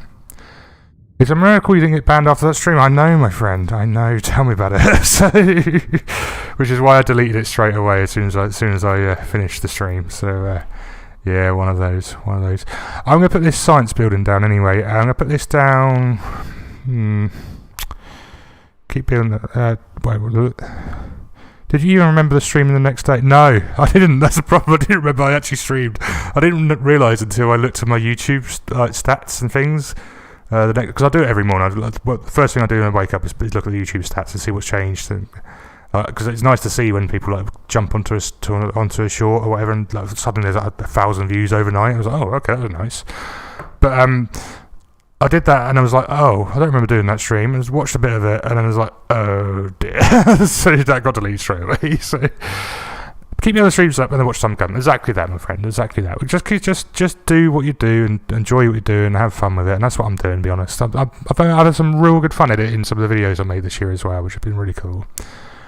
Let's play some of this game though before I go too far into just talking. But it's fine. It's fine. Let's put. I'm gonna put another science building here. So what I can do, you can move these at any point. So for example, if I got a building that would benefit these two buildings, I can move this over here and then move the building I want to there. But it really depends. It really depends on what happens on these and what you can do further. So depending on what building appears, depends on what options I want to do and what building I want to put down. So it's so difficult to sort of try and get the right path of this game because it's all such the RNG section of it. It just does give you a lot of problems, and especially when this is on like the hard level version of this game. This is where it gets to this point. And it's like, oh, what do I do now? Things like that. Do you swear on the stream? Did you swear on that stream? I don't know, but if I didn't watch all of it, to be honest, I probably may have done a little bit. You know, I don't normally swear on streams in general, so yeah, or try my best not to. You know, nothing too over the top. But yeah, I didn't. I don't know. I deleted it pretty quickly, to be fair. Consider doing some recorded streams on YouTube, since I don't have as much time lately for live streaming. I think the benefits of YouTube streaming is that it's a lot easier to share the videos afterwards compared to Twitch. I just think it's a lot. You do get a lot of people that pop in every now and then. And what I like most about YouTube is the way I'm doing it at the moment is I do a stream. I have fun on the stream and talk to guys like you, like all you guys. We play a game. We all really enjoy it, and then afterwards, I see if anyone else watches it after the stream. And if only a couple of people watch it, that's fine. That's no problem. And then I'll do highlights by doing shorts from that video as such. And then that gets a couple hundred views there, and a couple other people come back to the stream and watch a bit of it, and that's how I'm getting the watch time at the moment. Is building that section up of people coming back to the stream and rewatching it all. But it's difficult, and it's really difficult to do. But at the same time, you're getting the shorts views up, and everything else goes up. So it is working. It's just going to be a slow grind to get to the end. Stonks, exactly. Yeah, stonks. Exactly that button knife. But it's one of those. YouTube is a grind. It really is a grind, and I understood that this year kind of thing. But it is fun trying to get there as well at the same time. So I'm like, let's just see how it goes. You know, it's not any worry for me. If it doesn't make it, it doesn't make it. I've got my other life. I've got a job. You know, I've got my own flat and things. So things are all going okay. But it would be cool, wouldn't it? It would be cool if we could get somewhere with it and just go a bit further every time. You know, it'd be really amazing. But just keep trying. That's all we can do. That's all we can do. Right. Oh, I keep getting sidetracked here, dudes. Right, let's have a look. So I've only got one building I can build at the moment, which is this landing pad. I can't put the landing pad down because I need to get a population building, all the robots down, to grow these areas out to expand into. So these need a spare space like these to be able to put one down, and because I ain't got that yet, I can't actually build this building, despite the fact I've got the resource to do so. So Gorny is secretly a royal. What? Yes, I am. Yes, I am. I've got a rendezvous with the king. Yes. Oh dear. But no, I'm not secretly a royal. Though I think some members of my family on my mother's side do have connections with Princess Diana, which is very weird. So something like, you know, when you go really far down your family tree, I think there's something like there were 12 in-line cousins with Princess Diana or something stupid like that. Yeah, very, very weird, very weird. But anyway, sort of royalty. Let's go and see what we need to explore. So I'd like to get this saw factory built as quickly as possible, but I don't have the nitrates to do so. I need to keep finding areas for titanium, which we don't have anywhere, which is a struggle. Ugh, I really need to find some of that. I haven't got enough water to grow another city, so I definitely need another water deposit. So that would be useful. And conspiracy theories start stalking Gorny. Oh dear. Don't tell them. They'll start following us now. Oh dear. But yeah, now I need to know which direction should we go here, guys. So I could go the left-hand side. I could go explore down here, down the bottom. Or we can explore down here on the top right. I don't know which way to go. What do you reckon? Left, bottom or top? What do you reckon? What would be the best route, you reckon, on these? You're getting resources either way we go. We've got to watch this one. It's going down a little bit. I mean, it's enough that we don't have to worry about it. What resource do we need most? I think nitrates, but we need a lot of nitrates to get there. We get water, we can build this public baths pretty quickly. It wouldn't take us long to get that. 14 is still a hefty choice, but we've got big water deposit here, little one here. I think I saw another one here. Yeah, so we've got options of water, so we could build the public baths. I need to find the titanium is giving us the problem here, and there's no titanium anywhere. Every time you click into a building, it gives you another option of different areas. There might be titanium on there. Normally, you get a little deposit, then you'll get a big deposit nearby, kind of thing. So this one here might be a silicates here, but it might be a bigger silicates section here somewhere, kind of thing. So it sort of gives you like a kind of clue of what could be there as such, but there's no titanium anywhere around any of these parts. It's really worrying. So I think we'll go for this water. Might be I'll go north. Okay, I can go north. Water could be useful, but I think you'll probably be right here because at least I can get some extra tritium, which gives us extra stuff for power. And some other options of things that build like this one here. We can build the extra power supply because then that'll keep that well supported at least. But it gives us a risk on putting negative effects on our support sections, but it would still be useful. But then you need a lot of power. Oh, it's only 3 actually because I've got the extra city. So it's going to cost me 2 or 3 to get around here. So I think let's go 2 here because I think that may reduce this one down to 2 as well. So let's see how we go. Let's go over this one. We found a crater as well, which is another city building area. 24 support, 2 tritium, 3 silicates, and some extra food as well, and lost supply crates, which is useful. Lovely, needed that. So once you've explored all 3 of these as well, I could build a city here, so that could be useful. We could do that.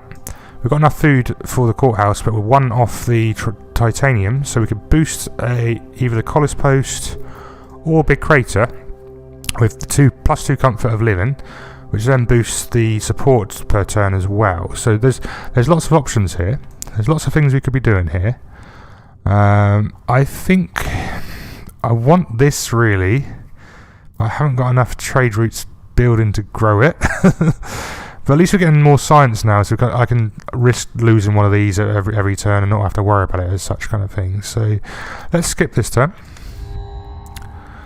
And okay, so this is the first of the these resource buildings. This is atmosphere here, which we can grow here.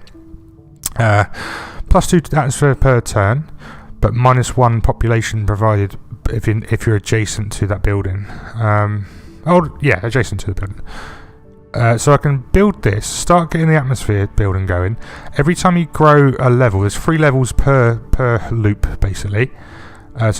This one will take 60 options of materials. It gives us 2 every turn at the moment, so it's going to take us 30 turns to be able to get this up to the level.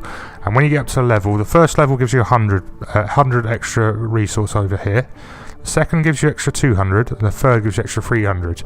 So it does give you a boost back up on your support, and it also gives you extra features like better terraforming options and the abilities to do plant life and animal life and other things and grow further as you go through. So this will be really useful to build these as soon as possible, but it does take some time to do so, and you've got to really look for these buildings and put them down as soon as you can basically. It's expensive at 8 power, but we've got the power to use, so I think we're going to go for this one at the moment. Don't think I really, as much as I want the population, I don't think I'm going to use it this turn, so I'm going to go for this one and start building that atmosphere up. Then we'll go for heat, oxygen.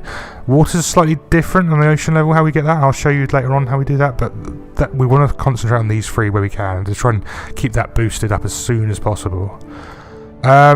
We've got a courthouse, so we can put the courthouse down. Need more gas. Yeah, I agree, Sian. I agree, we do.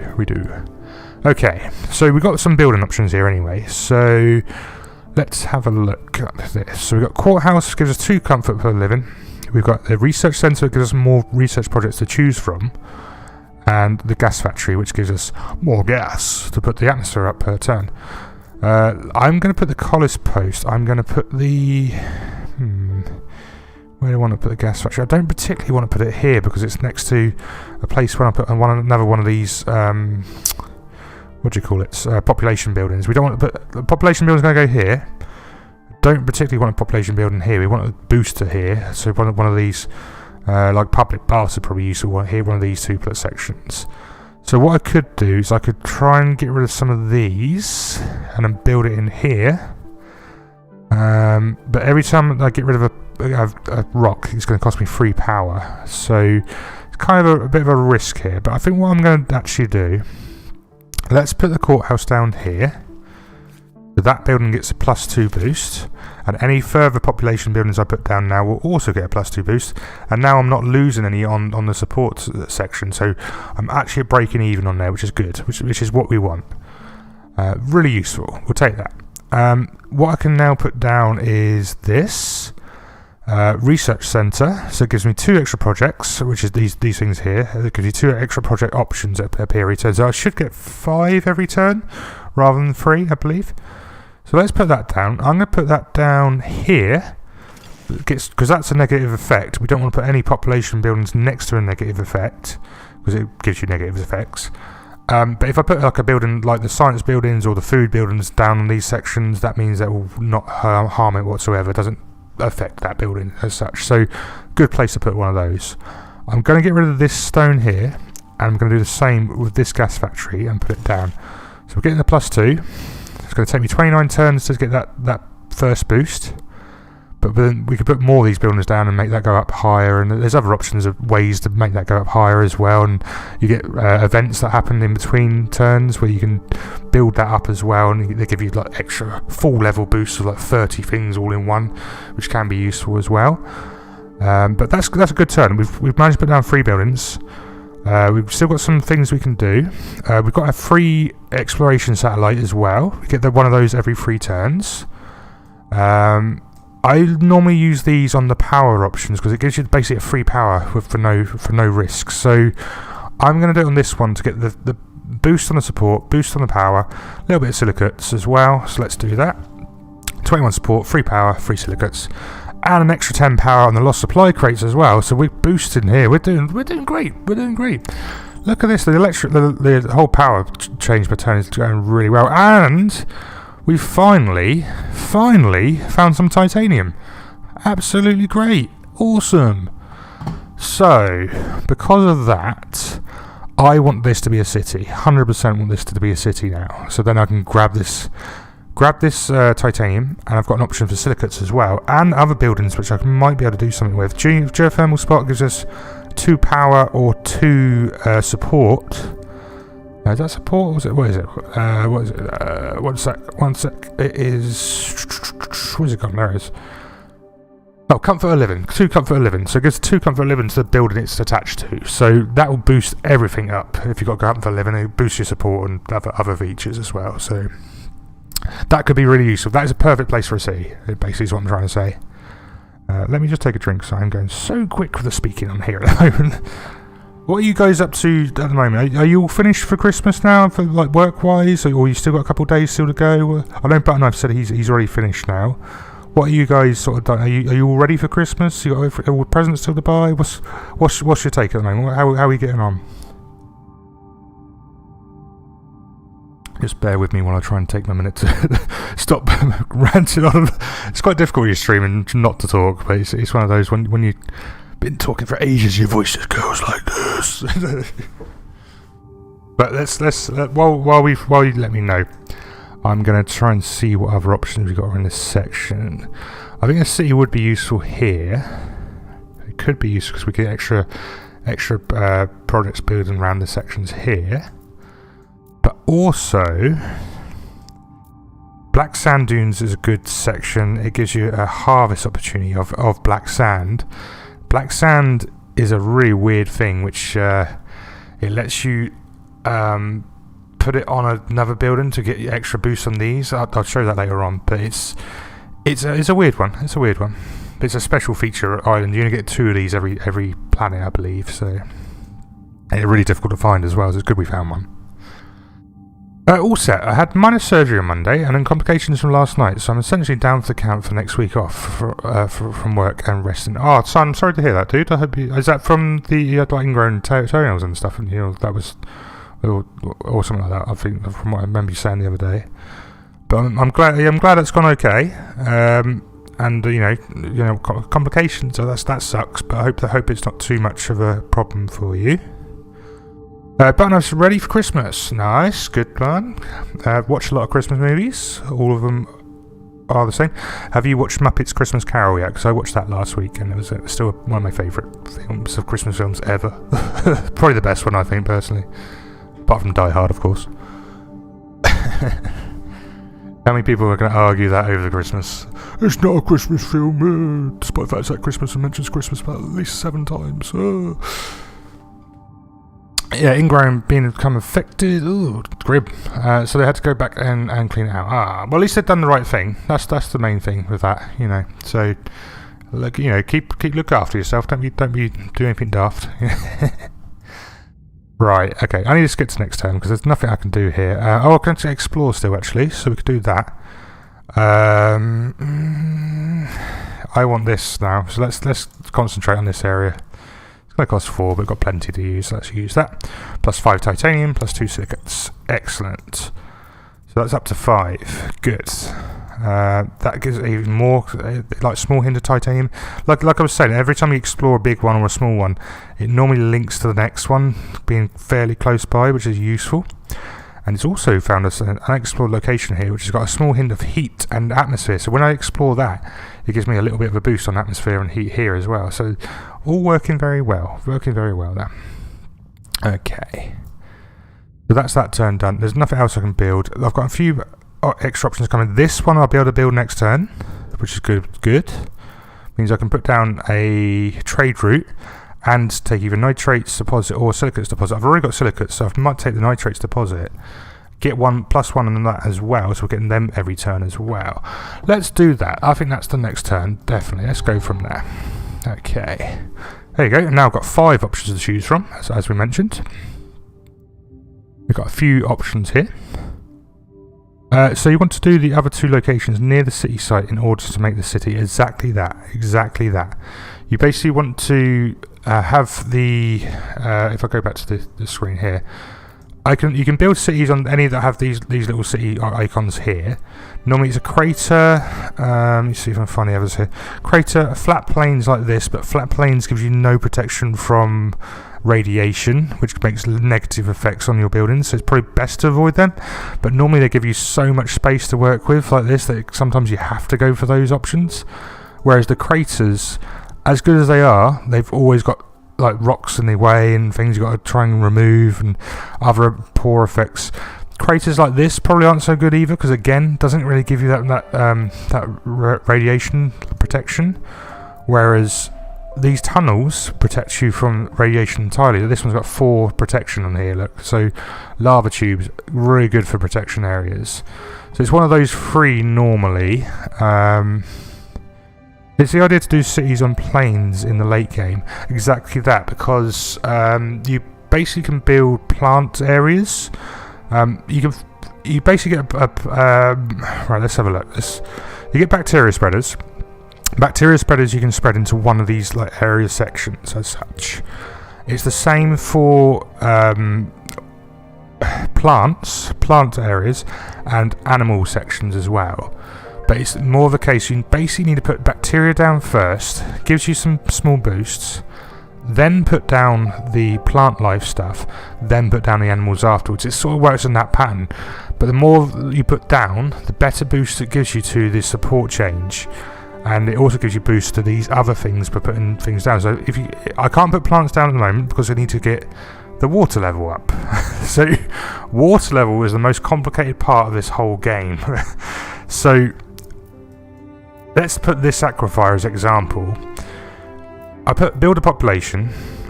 I could put this down now and I could build over to this section to grow one of these lines, right? I can change this either into a mine to get +1 water every turn, or I can extract the water for oceans. This one in particular gives me 10 ocean points. This will grow this by 10. once you get to 30, this will increase the water level by 1. So it will basically create a small pool of water. Let's say it grew a pool of water here. It affects the area because if there's any of these land buildings in this area will no longer be able to be built on. So because the water's there, you basically can't build on top of the water until you get a certain item to be able to do so. So that affects the water level, but as you affect the water level, that also affects the oxygen level. So it boosts the oxygen level in these areas. So each of these land areas have their own settings for where they are. So this one, for example, is saying freezing cold, barely any oxygen, and no rain, -3 rain basically on this one. So this technically is a really bad area to build in terms of environmental areas. But in terms of actual minerals, it's excellent. It's probably the best section on this area, apart from maybe this one might be useful, but it can be a bit risky where it is. So it's a real weird thing to try and balance it out kind of thing in terms of what resources you really want, what environmental areas you're trying to avoid, and which ones you're trying to make into better environmental areas. But every time you put things like plants down, it will boost the oxygen in the water. To boost the heat, you've got to basically get this temperature dial up by creating heat resources into that section. So when you boost these will improve, but there's only 6 levels they can go from, so -3 to +3. So if these ones are already on -3, so these ones will probably not get any further than 0, basically, because they're so poor in where the area is. Just typical, really, because the best area for growing stuff is the weakest on the environmental one. So very, very risky, and because it's in the weakest environmental areas, it means it won't give you as much boost on the support section. And this is what the hard mode does. It really gives you the real problematic areas of where to build stuff into. So it's risk and reward, and you've got to really think it out where you want to build the cities and where the best places are for these things. This one's probably been the best one for building the giant PP, which button I've noticed earlier. It's probably the best environmental area, but there's not many resources in it. So it's the problem. You've got to get the right areas in balance. So hopefully we can find some better areas in the sections, and hopefully we'll find something a bit more interesting to work with. But let's go with these robots first on this one, because I've got +2 robots to build in this section, which gives us 2 of these boosts, like these things. And I need this landing pad to get some extra trade route things. I need more nitrates and I need more water. So let's go with that. I'm going to put this robot thing... where to put it? Probably best to put it here, actually, because it's a negative effect thing building next to it. And if I put that down there, this building won't be affected by it at all. And it also gives us 2 extra buildings I can build in this section. Once you get to a certain level, it will only let you build so many buildings per population. Now I've added 2 population by adding 2 robots. It lets me build more buildings in this section. But it also lets me expand areas over here. So I need the nitrates, and I need a trade station. So I've just run out of titanium by building those things, unfortunately. So I'm going to have to wait a few turns until I can build that again. But that is going to go into that section there, and then I'm going to build a mine here once I've got another 4 titanium. So titanium is still giving me trouble. So we're going to focus on getting water and food, so I can build a city here and get this one depositing down and start growing some titanium as well. Oh, this is getting complicated now, isn't it? So hopefully that sort of explains it a bit, though, and it sort of makes a little bit of sense how I'm trying to explain it. I don't. If you're confused, do let me know, and I'll try and explain it the best way I can. But it's a lot of risk reward resource management games like this. There's a lot of very similar sort of things, but this one does. I appreciate explanation. Thank you very much, Simon. I hope it's useful. But yeah, it's difficult, and you literally just pressing a few clicks of buttons and things here and hoping for the best. To be honest, of a lot of these games, but. Yeah, it's fun. It's good and interesting to see where you can actually get to the end and how far we go. This is going to give us problems, 100%. This will be like a -25 by the next 2 turns, I expect, and it's going to give us huge problems. But trying to keep that boosted is probably the hardest part of this whole game, to be fair. Okay, I'm going to take another drink because I am struggling with my voice again.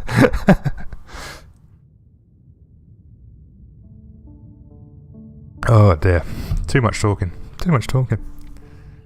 Oh, I've got one more day of work and then I'm off for Christmas, and I've got like 99% of the presents I wanted to get people all sorted. I just need to do all the wrapping for them now, and it's given me so much stress just thinking about the wrapping. It's unbelievable.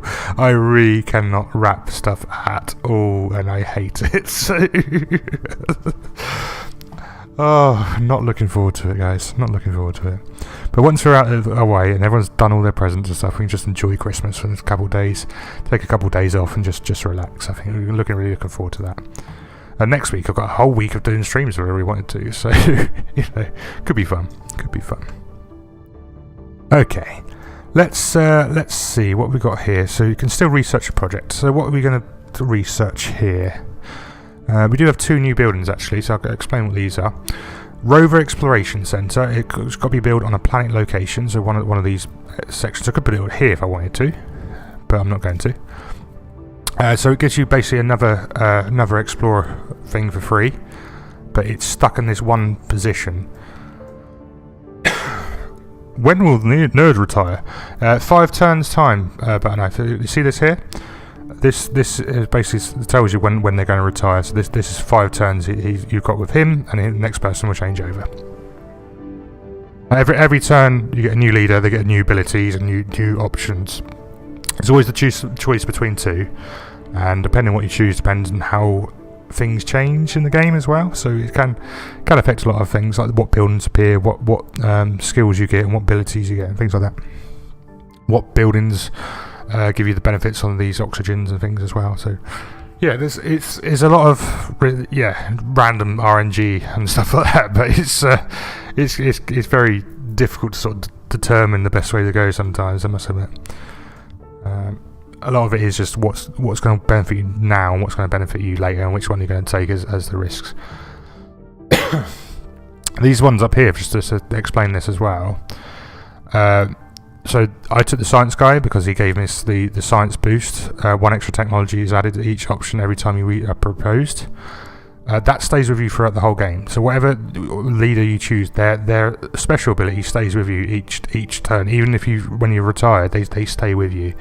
So you get loads of these different boosts, and the science boosts which we had earlier as well, which was this one, Advanced Cities Planning. They all stay at the top there, so you always get those extra boosts as you go through each level as such.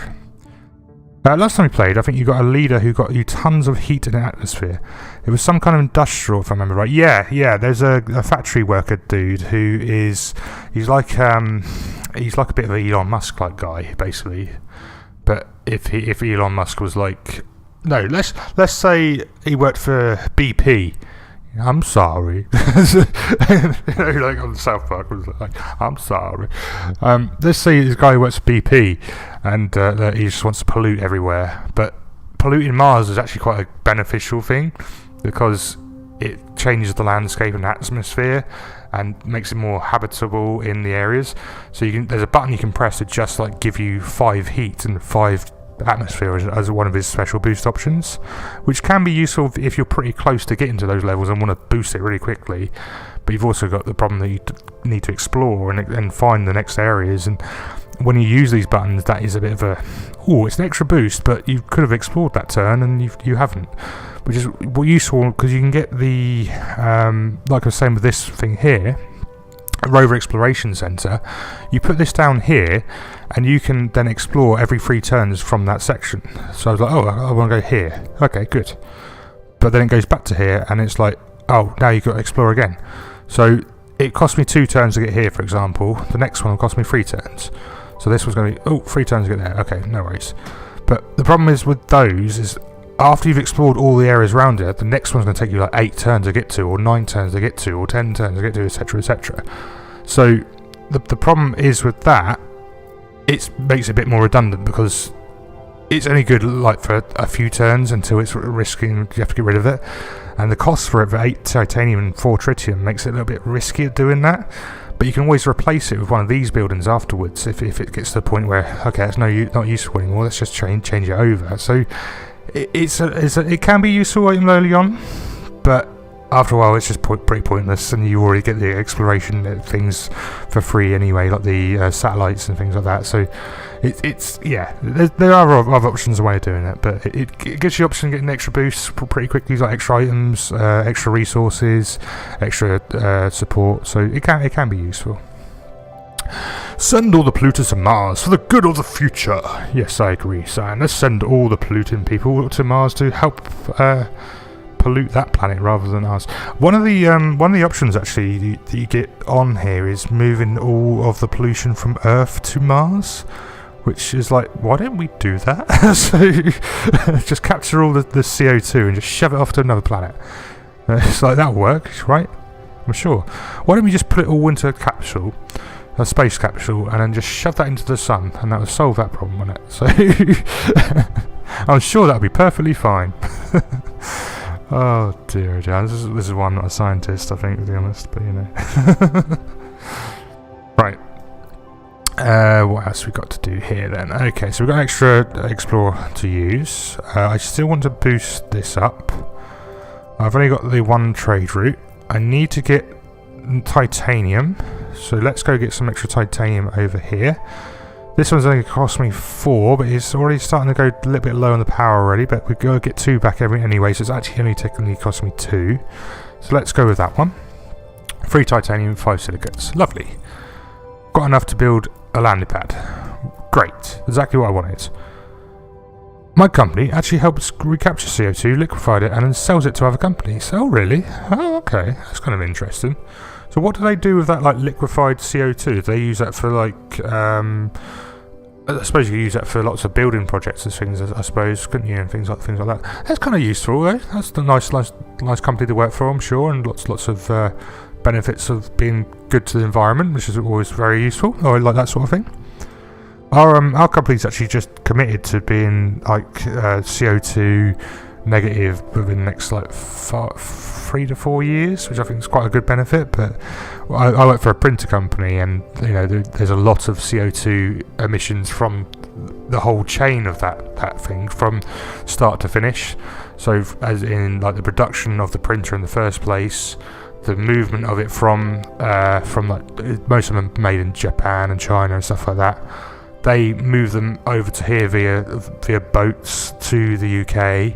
We then supply them to people. So there's lots of CO2 emissions and other emissions going through there, and they're planning to try and evaporate all of that from our business entirely, which is crazy when you think about it.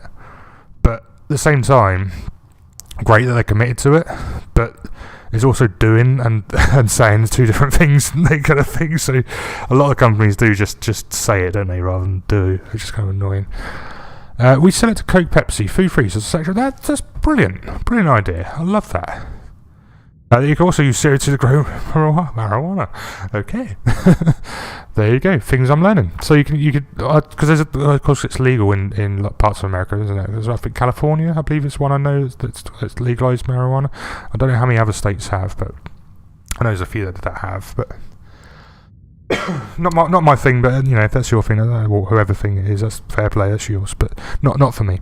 I like a drink. Don't get me wrong, but. But I like the idea of that, like moving CO2 to different and reusing it as such rather than polluting the planet as such. That's good. I like that. That's good. But this is what you can do on Mars. You're literally moving CO2 to Mars to terraform here and using it as a benefit kind of thing rather than a deterrent as such. So let's put the landing pad down. And I don't mean to be very like political there or anything. It's just, you know. Lots going on with that. Alright, so I put the trading thing down, and I've got an extra trade route to put down. I'm gonna, because I've got 3 boosts of science, I'm gonna take one of them off. So I'm gonna only get one every turn at the moment, and I'm gonna put the water up because I want to boost that up enough so I can build a city here. In order to do that, I'm gonna need this one here as well, which is fine. And we're going to need some more food in this section as well. So my target at the moment is to build the food up and build the nitrates up. If I build the nitrates up, I can get the extra food anyway. So that is probably the more important one of all the things to get. But I also need I need titanium. Is the one that's giving me the biggest problem of all of them at the moment. Lots of places now have been a big boom of companies popping up. Yeah, that's the thing, isn't it, for marijuana companies and things like that. Let's say at least they're using it rather than polluting it. I think that's really good for most companies. But yeah, it's lots of places, like lots of states in America now legalized like marijuana. I know California is the big one I know of, but I don't know how many other states would like pro that sort of stuff. I know it's very different across America, and there's lots of places that want to and don't want to, and lots of different views and opinions on that sort of stuff. It's kind of interesting how different the whole country is, kind of thing, different sections, different states. Right, let's see what else we do. A researcher project. What project do we want here? So I was saying about this one, we don't really need that one. Laboratory with the extra science, could do with that, especially with the fact we traded 2 away. Public baths, already got one, don't really need that one. Already got a magnetic fusion plant as well, so we don't really need that one. Robotic Ingenuity Center. Robots in a city provide an extra expansion point. So if you've already got robots built in a city, so I've got these two here. Got these 2 robots here. If I put this one down with the 13 science, I'll basically just get a free one of these, just one extra one here, which is useful. However, that resource is kind of high. It's 13 science, which is one you can get quite easily, but you only get 1 extra boost per robot. Wait a minute. I think I'll get two expansion points from that, actually, because I've got the 2 robots in there. I think I'll get one for that one and one for that one. So that could be useful. We could use that, actually. Let's go with that. That could be a useful one to keep hold of. And science just grows. Even though I'm taking 2 away, that won't take long to build up again. I can use his power actually to get an extra 5 and build up a little bit quicker. But it's not really massively needed for the silicates at the moment. But it could be another one we could trade. And we're building that one up, and we've got 18 of that at the moment. So that's useful. Most of the West Coast and good deal of the East Coast now have legalised it. Most of medical uses, but that's understandable. Less for recreational use. Okay, well that's perfectly understandable reasons for it. I can understand that. You can use as 5 science each turn. Yeah, so basically that generates 5 science per turn every time you use it, but that also means you can't explore to the next section. So the thing with this risk is that you could actually go into one of these areas and actually get science anyway, so there's no point really using that if I can get an extra item with it. So as much as it's a good boost, an early game, it definitely can be a good one. Had to go now. See you. Merry Christmas. Merry Christmas, Pat and Knife. I'll try and be on.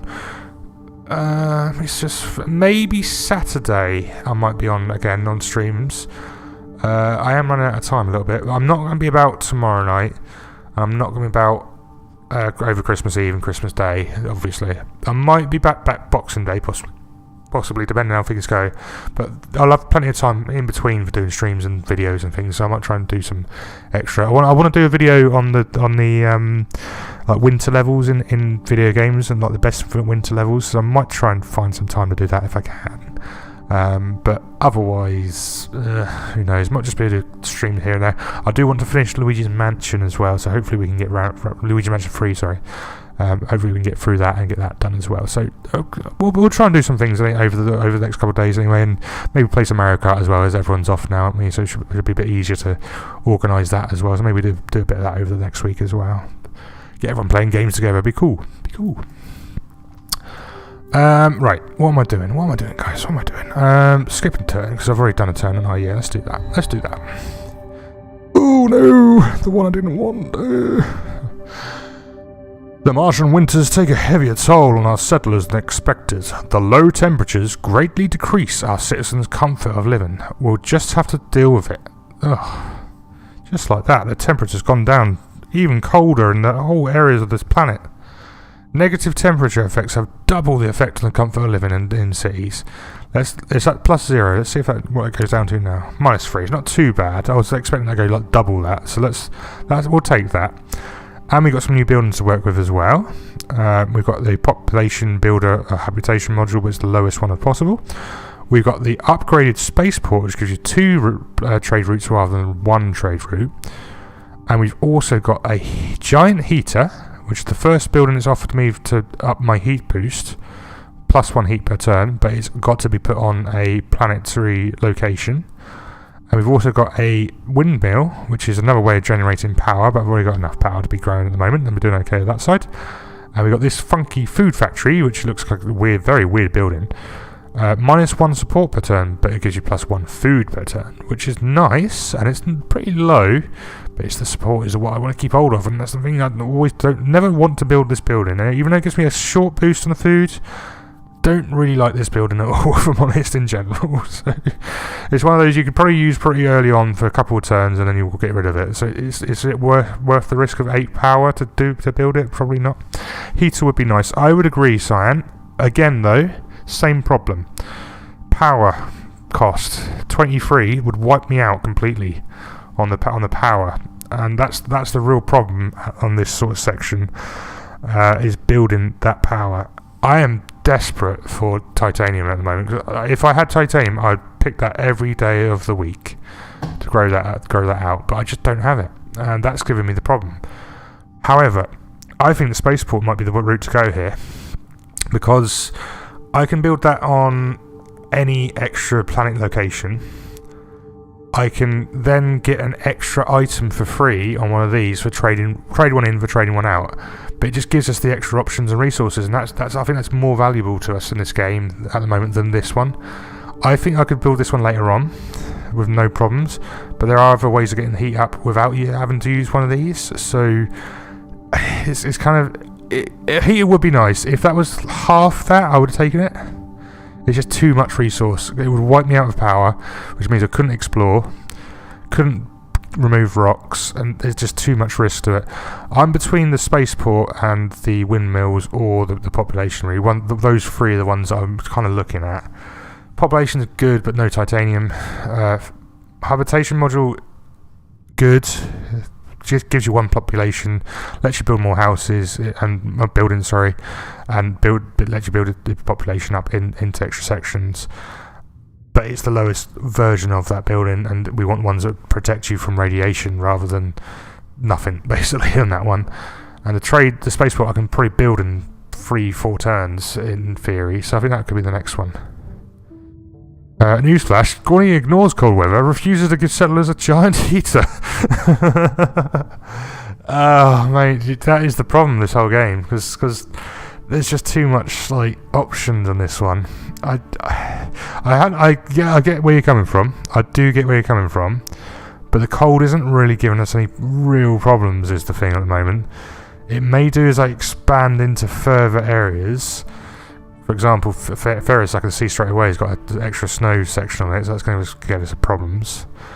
But yeah, it's such a risk with this one. I think I'm going to have to go with the spaceport, just because that'll give me 2 extra boosts on these, and it's far more valuable than any of the others. Even though I would like the heater and like to be starting to boost this up, spaceport's good, especially once you get hit safe down. Exactly. So then I can use this new one I'm building. I want to put C here. I'll get the geothermal spot, and I can get this power going anyway, so I don't really need any extra power boosts. Or I can do the spa resort and get my get that back up instead of the getting the winter areas up, because there are other options for boosting that happiness as such on there. Yeah, it's there's a lot of thinking to do in the next few turns, I think, on this, but it's risky. Whatever way we go with this, it's going to be risky. I'm going to try and explore into this one first, though, because then that will get me the full section. I can actually build that city in that area, and it's giving me a +10 food boost, which is even better. So we're only 6 off of that. I've got water to get up, so I'll only get up to 10 to be able to build a city. So let's go for that one next. The mine on the titanium would be huge. Exactly, that's going to give us much more importance than any other thing we can get at the moment. I think that's the one we need to go for. Even if it's only +1 per turn, I think it's still going to help us out. I can build the spaceport straight away now, look, which is kind of annoying because I've got nowhere to put it. Okay, interesting. What do I want to move here? I think we'll just have to skip turn. Let's see what else we get here. Oh, we got this as well. Oh, there's too many options, Cyan. There's too many options. Oh, hello. Population provides +3 support, -5 food if at least 5 food is produced inside the city. So this one's nice if you want a small city with no food options being built in it.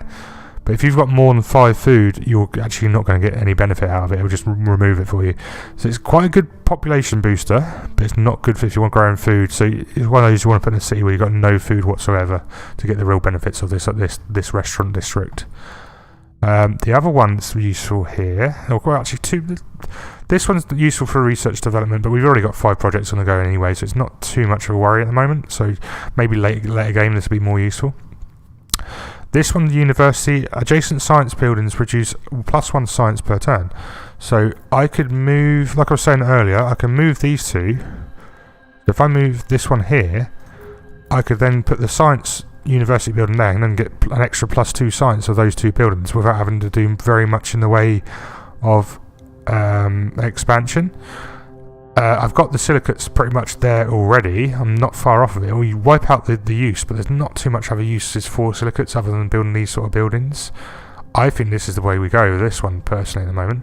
The only other option I've got here is +2 expansions of this bus station. 6 power and 6 tritium, which I have already in place.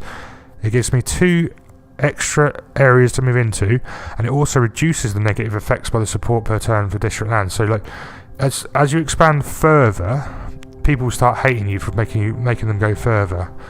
But those buildings get rid of those negative effects of moving further, so that you can use these to move further away from your city and still be able to use the resource without risking your support. So it does work, and it works very well. But it's also, you don't really need to build cities that far when you can just build a new city quite close kind of thing. It can be a good way of if you're just like, oh, this one I could use a silicate here, for example. If I just put one of those down, I might just be able to grow into one section to build that silicate deposit into a mine, even though I still need the titanium to do so. But it can be useful, but it can be risky. So but at least with the fact that it gets rid of that negative effect, it gives you a bit more help and boosting without risking your support kind of thing. So yeah, it's problematic but useful at the same time. So let's see how we go. Okay, still need this mine. That is the target though. So let's even more useful, exploration satellite as well. I want the water and I want the titanium, so I think that one's going to be the perfect one to go to. Only 2, that's annoying. Only 2 titanium and 3 water. But I've got enough water for the city. In 2 turns I'll have enough food to make this city.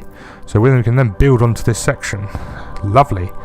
Then I've got a section for spaceport here. I've got a titanium deposit here, which I can already grow, which would be nice. I just need a population building to be able to get that over there. So I need to look for a population building on the next few turns of research. So I'm going to go for here, this one, to keep the science up high. Gives me other options for building buildings like this. Let's do that. I'm going to move this science one over. This means for 2 turns this will not produce any items whatsoever, but once it's moved onto the right place it will, and I can put this one down and get +4 every turn rather than +2 when that's moved over as such. So I'm going to do that. I'm going to move this over right now.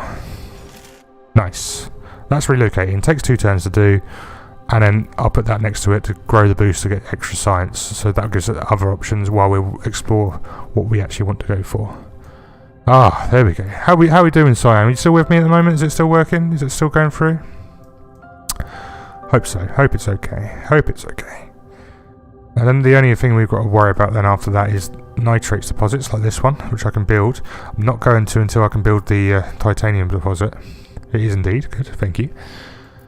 So I can build this now, but I'm going to save it for a couple of turns while we focus on this area first. I think probably the route to go. We're getting some ice for my foot. Oh, okay. Well, I hope that helps your foot. Hope it will help you all the way through, my friend. Let's have a look here. Excuse me. Trying not to cough on the microphone. Right, what do we want to go here? I think we'll go for this one to get... Oh no, we already got the water, haven't we? We already got the water, so we don't need that. So I need another nitrates deposit. This one's a large nitrates deposit, and this one's giving me water as well. I think let's go this one because it's free. I get free rather than anything else. It's +6 nitrates, nice, exactly what we wanted. Keep hold of that. Going to try and boost this up to the 22. So we get extra food here. So we're getting this one down. So we get the double science, double food. Then we're cooking on gas here, aren't we? We're doing well here. We're doing well. Okay. Where do we want to go next? Let's skip to the next turn. Aha! Okay. We detected a huge asteroid whose trajectory will pass closely by Mars. The asteroid is rich in titanium. The operations yield should be more than enough to outweigh the upfront costs. Lovely. So we got an asteroid we can mine to get some titanium, which is exactly what we want. So let's go mine a huge asteroid. We've got some other options here. Yeah, fantastic. That's really useful. The only problem with that is it's going to mean I can't do any trade route options with 12 turns. Yeah, it is a good game. There's a lot to it, and it can get confusing, but it's a real interesting concept of what you got to work with and how you use it, kind of thing. So that's open to space projects. So you get 3 space projects you can work on each turn. This is moving items from the trading onto here. So basically, I can move power, move a titanium. So it's going to cost me 12 titanium to build to get 40 titanium back. So that's a big boost if I can get it. But I need to get this city running and get the extra boost so I can actually afford to trade it over. I think I could trade over the 2 power to get that power boost straight away, and then work on getting extra titanium in the meantime. So if we get that 40, that's going to help us out big time. But it's whether we'll get enough turns to do so. 12 turns is a lot of turns to try and get it. And if I can get a trade boost, get this up in place somewhere like here, or hopefully maybe expand this into another area and get an extra, like this space one here is free. So if I can get another population booster, I could move that onto there instead. Stop getting water and get double titanium. Yeah, that's a good shout. Yeah, I think that's the right route. Well, actually, saying that, I'm going to have to take these off now because I need to send them for the asteroid as such. So I've got 12 turns to move 24 items, basically. If I move the power first, then concentrate on getting these boosted up by like jumping onto the right areas. So like these sections with titanium already on boost here, I'll get them back into stock, and then I can trade those as well. So yeah, let's do that. Let's go that route. I think it's probably the best route. I've got a power boost here, so if I do start running out of power by moving too much, I can maybe get a little bit back there. So you've got 6 turns to get 7 titanium. Yeah, that's it basically. Yeah, exactly that. Yeah. So that should be easy to do, in theory. In theory, he says. But it really depends what you get in these 2 items here, and that's the only 2, I think. Oh, there's another one up here. Oh, big one up here. Actually, we could use that. That's what we want, isn't it? That's what we want. Okay. The other thing I've got here, actually, I've got a magnetic fusion plant, so I can actually get some more power boost. So I'm putting 2 in. If I put that down, I'll get another 2 back as well on top. So I'll actually be producing 4 power. So I'm not actually going to lose any while I trade that in. So I could probably put that down somewhere. As it's no risk to any other items, it's just this one. The only problem is it's -1 comfort of living, which is a big lower down boost. Kind of want to put it on this one, really.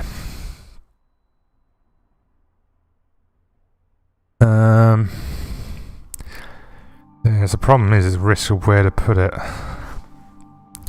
Here would be perfect, because it's going to cost me 6 power to move it over there in the first place.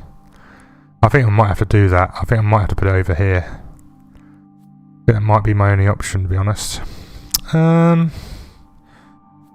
Yeah, because it's out of the way, because this could be a population booster because it's next to a natural site.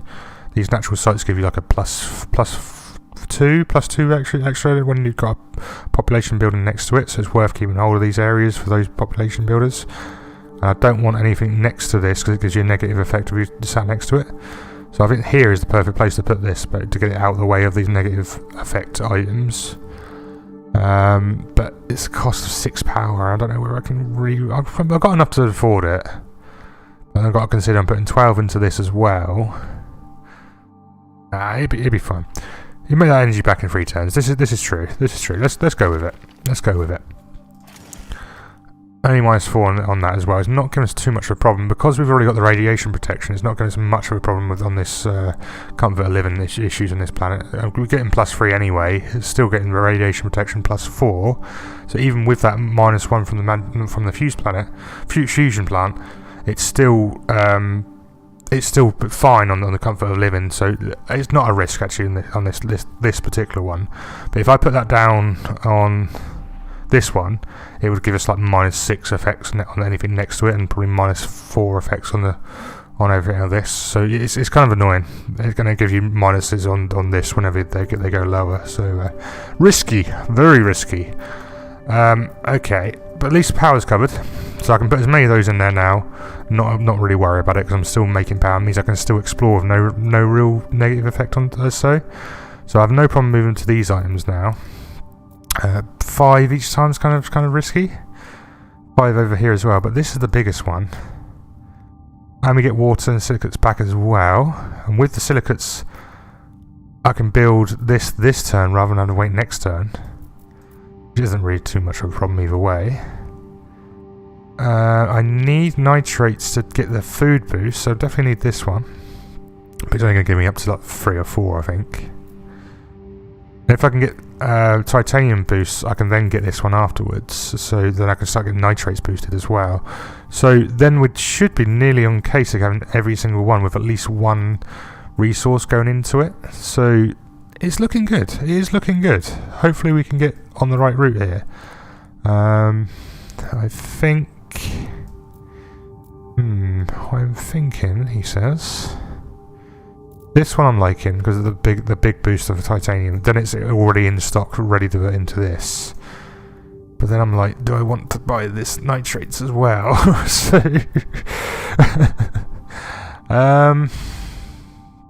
okay, I'm gonna go for this one. I think let's go for this one. See what it gives us. +4. I was hoping for at least 6, and it gave me 4. Oh dear. Never mind. We'll take it either way. It's still good. And it gives us some other options, other areas we can now explore into, which is always useful. And it also actually gives us another deposit, so we could actually put another city here and build another deposit there to get more buildings on the go. Okay, now we're on the right track. We're on the right track anyway. Then you can put down the city next to that and mine titanium. Exactly that, sign. Exactly that. Yeah, you're right. Spot on. So at least it gives us 2 options of 2 cities to get that titanium back now. I can also build the university over here. So even though I'm relocating this, if I put this down, it's now giving me the +1. So the one I've lost at the moment, I've got back again anyway. And then when that's back next turn, it gives me the +2. So I'm actually now going to be growing +5 science every turn. So things like this, robot ingenuity center, would not take too long to build. So in 3 turns, I can pretty much build that, which is nice. That gives me an extra boost on this one, where I can either explore into this area, which is currently a city area, but I don't really need it as a city area. I might put that as one of these bacteria spreaders or as an extra spaceport. What do you need for the spaceport? The spaceport just needs a space like these to move on to. The option I've got here is turn this into a city and get all these extra areas to put new buildings on. But the problem with that is there's nowhere to explore into. If I move this one over here, this city is now blocked off. It won't be able to expand into anything. So it's useless as a city to us, I think, this one. I think it might be better to move this into a population section and move this over, if that makes sense, and use this as a plain spot like this one to put the spaceport on, or build this city here, put the spaceport here. So we've got options. We've got options, but I just don't know the best way to go. Either way, we're going to need some population buildings, and we haven't got any, which is the problem. So I think that is also the problem we're going to have later on. I think we need to find more buildings where we can get extra research things we can hold, like the upgraded version of where's this? Where is it? Is it over here? Yeah, if I get the upgraded version of this, so it gives me +3 and +1 extra holding, that means I can hold 9 rather than 8. So it just gives you a bit more things to work with, and you don't have to throw any away and stuff like that. But you say every time you throw one away, you get extra science anyway, so you can use that on another building. So there's lots of rewards and things with using it, but it's also very risky in places. So let's just see. Okay, I can still research. So we've got some new research options. Now, with the asteroids, it gives you a time limit. So I've got 12 turns to complete that one. Whereas these ones, unrestricted, completely unrestricted. You can take as long as you want on these to build up and boost. And this is a great example of a great space mirror. This one's called. It gives you 30 heat straight away. So this will literally give you the full level of heat on that bar straight away, which gives you 100 extra support for doing so. It also heats up one of these states, I guess you could call it state. It'll give you a heat up on this one section. So I'm at -3 on this one, for example, at the moment. If I use this, it can heat up the zone by 1 step, so make it go to -1, which sounds still bad, which it is, but it will actually help the support go up slightly. So like you might go up 1 point or 2 points there by making it heated up on that section. So there's an option there. I think that's a good one. Eco homes population, it only needs the science to be able to build, and once I've got the laboratory built and the extra one to boost it, that will go up very quickly, and I'll be able to grow that very quickly, and then that will help me grow this area, which is what I really want, to be honest. I think that's probably going to be the option, I think, but that could come up the next turn anyway, whereas this one's a lot more rarer to appear.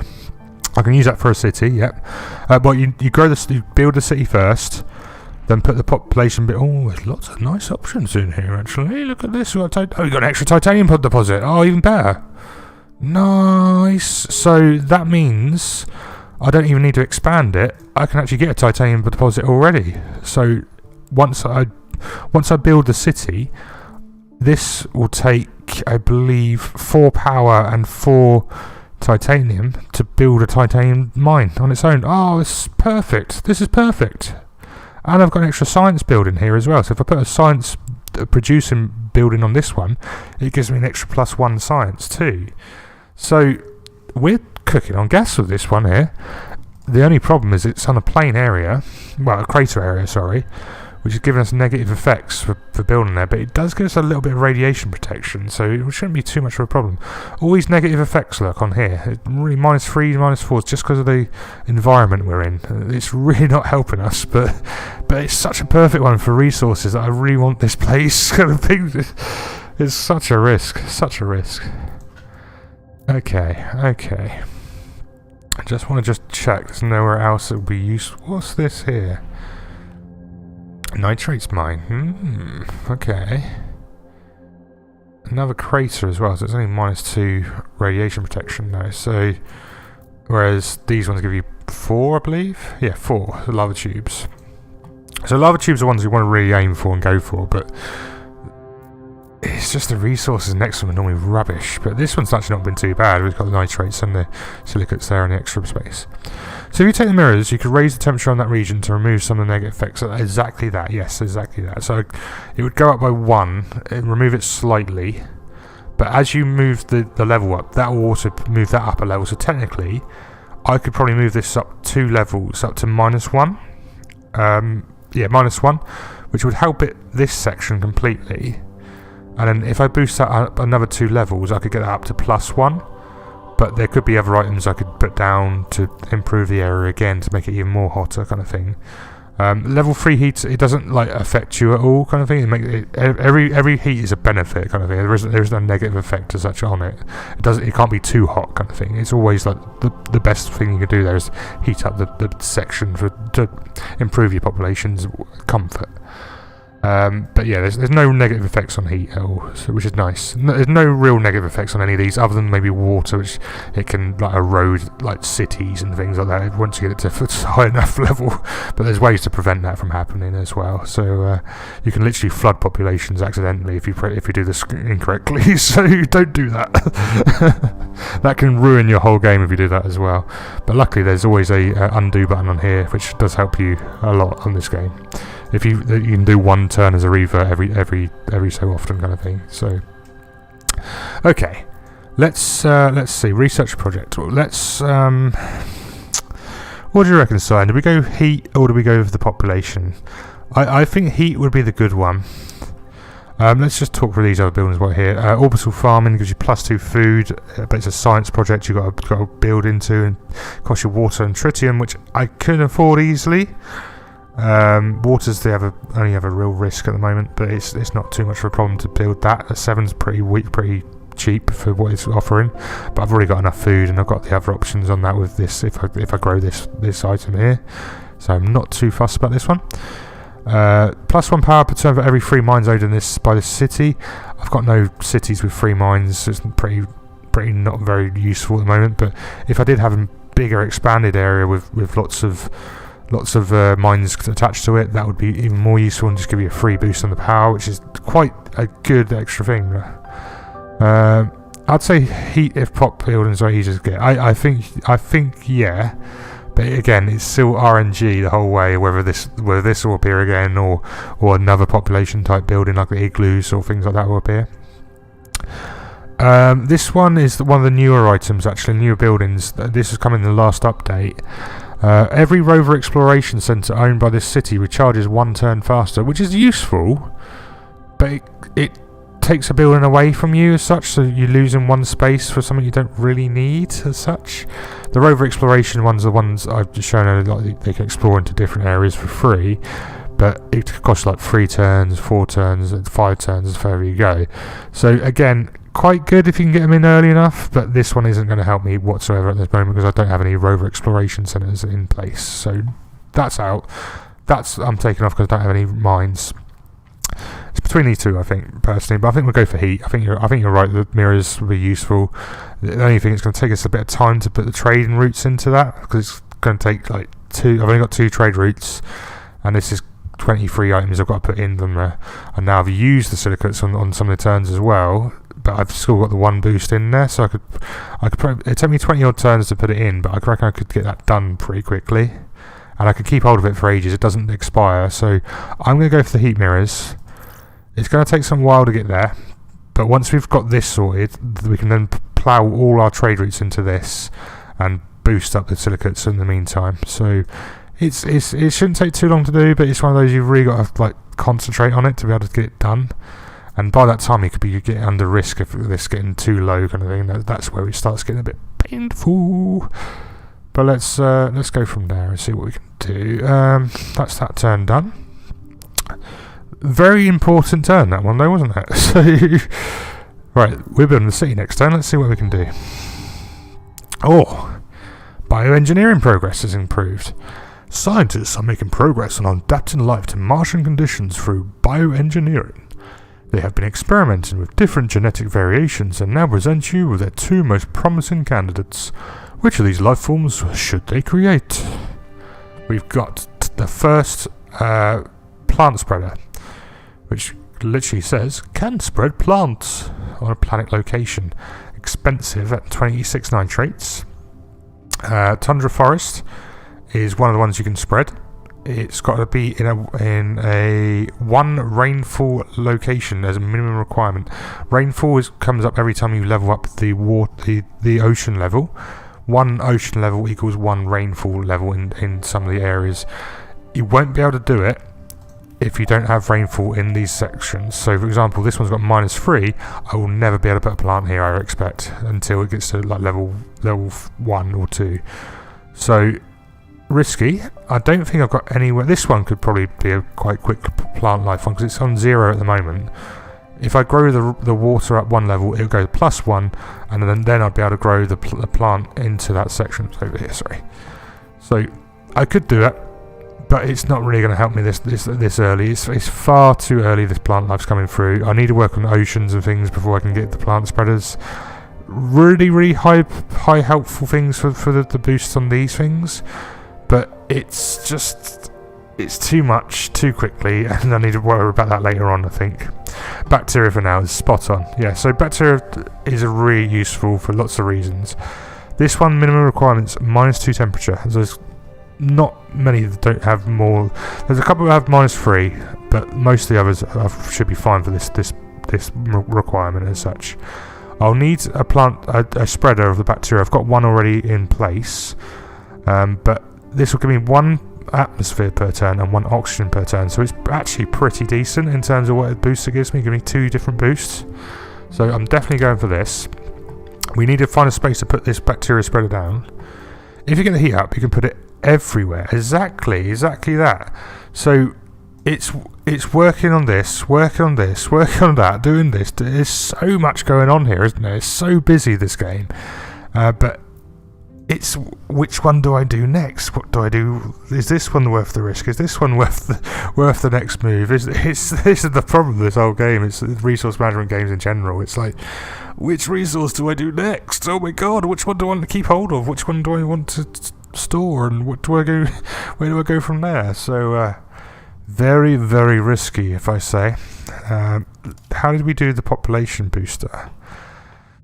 Not very good. But we do have an ocean we can do onto this as well. Bearing in mind we're going to get 40 titanium if we complete this task. That's half of that we can put on an ocean and boost up the ocean level straight away for 1 ocean level, because it's giving me 40 on that one. Oceans normally pop up fairly often though, so I think I could probably avoid this one and go for it in like 2-3 turns later. I kind of want the Android hub mainly, I think, because then I can get straight into this and get this boosted. But if I build the city, I could probably build this one straight away, so I can get the titanium boost for 1 at least straight away. So that will work. Oh, now I'm getting faking and getting all over the place.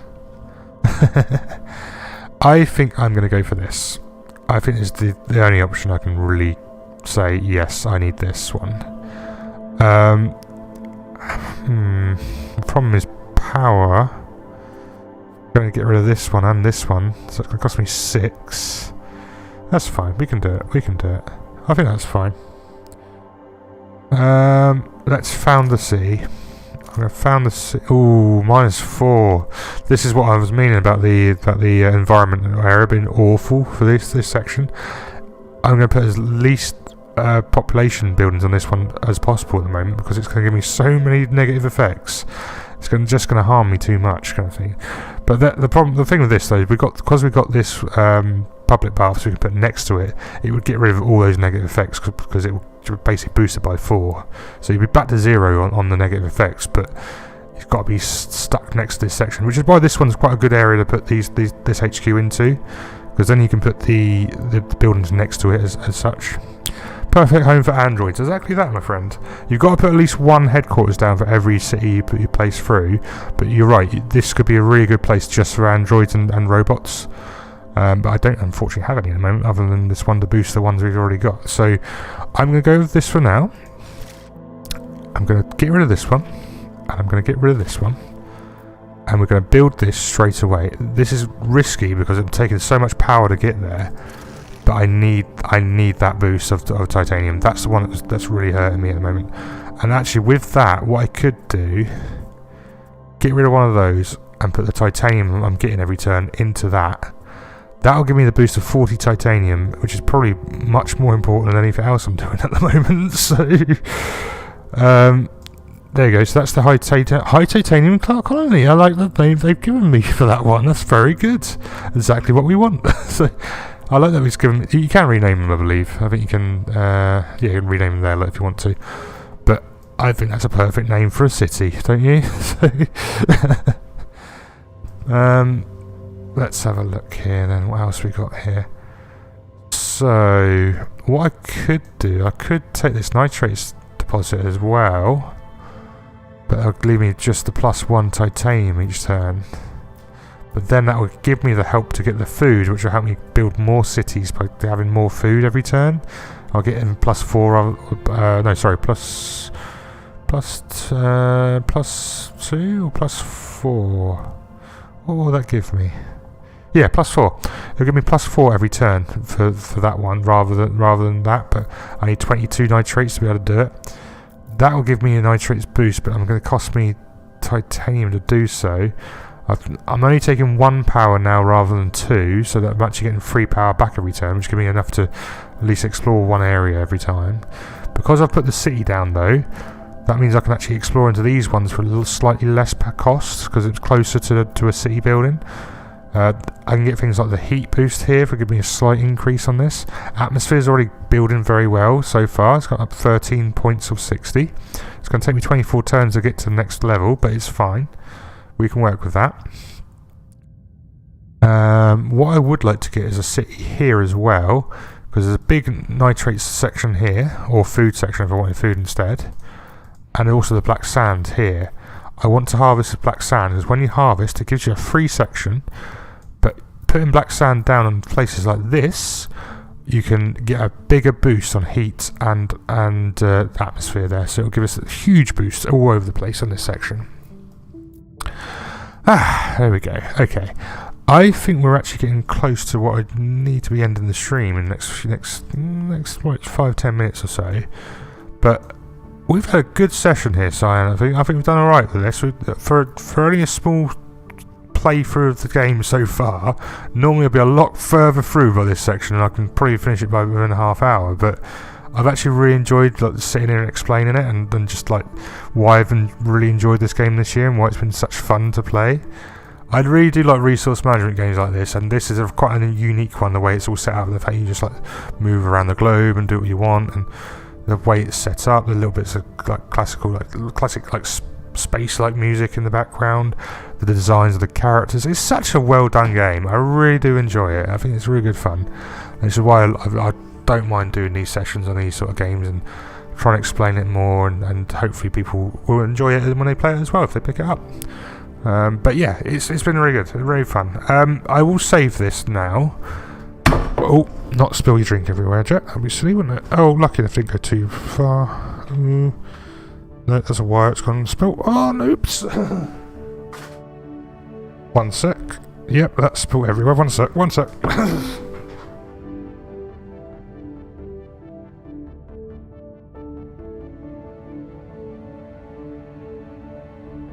Luckily, there wasn't too much in there, but we were alright.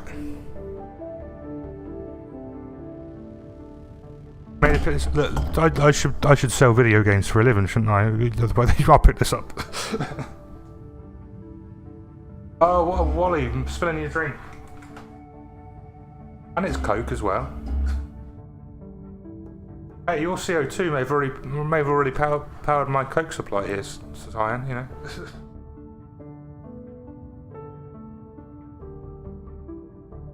Luckily, it landed on a bit of paper, which has soaked most of it up anyway. What's up, Wally?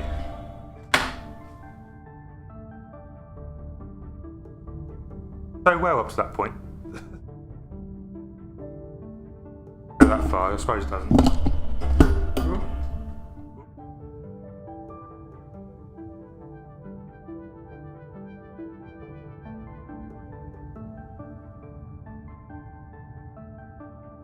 That literally went everywhere then. Pointed the keyboard, so that's alright.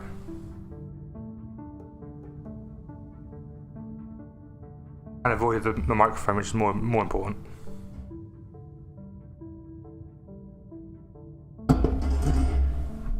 That literally went everywhere. I think I'm going to end the stream because I've got to go clean this crap up now. So thank you, Cyan, for being here. I do appreciate it. And Butter Knife was in earlier as well.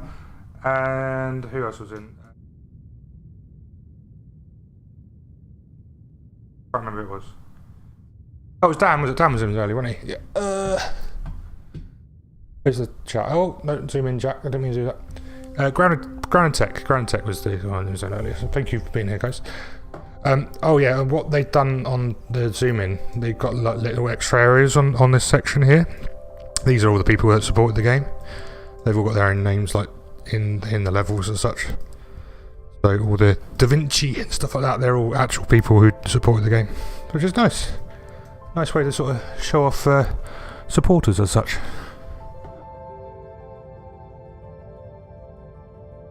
Okay. But yeah, thank you my dude, appreciate that. And I'm going to end the stream now because I've messed this up miserably. I've got drink everywhere now. Oops. Thank you. I'll probably be back on again Saturday. Probably not tomorrow. Well, depending what time I get home tomorrow. But probably more likely to be on for Saturday. So I'll see you all on Saturday. We'll play some more of this on Saturday, I think. And I'm going to try and get through Luigi's Mansion 3 and maybe some more Sonic Adventure 2 as well. So thank you very much, and I will catch you all very soon. And Cyan, hope your foot gets better and all that as well. Bye bye, my dude. Catch you later on. Bye bye.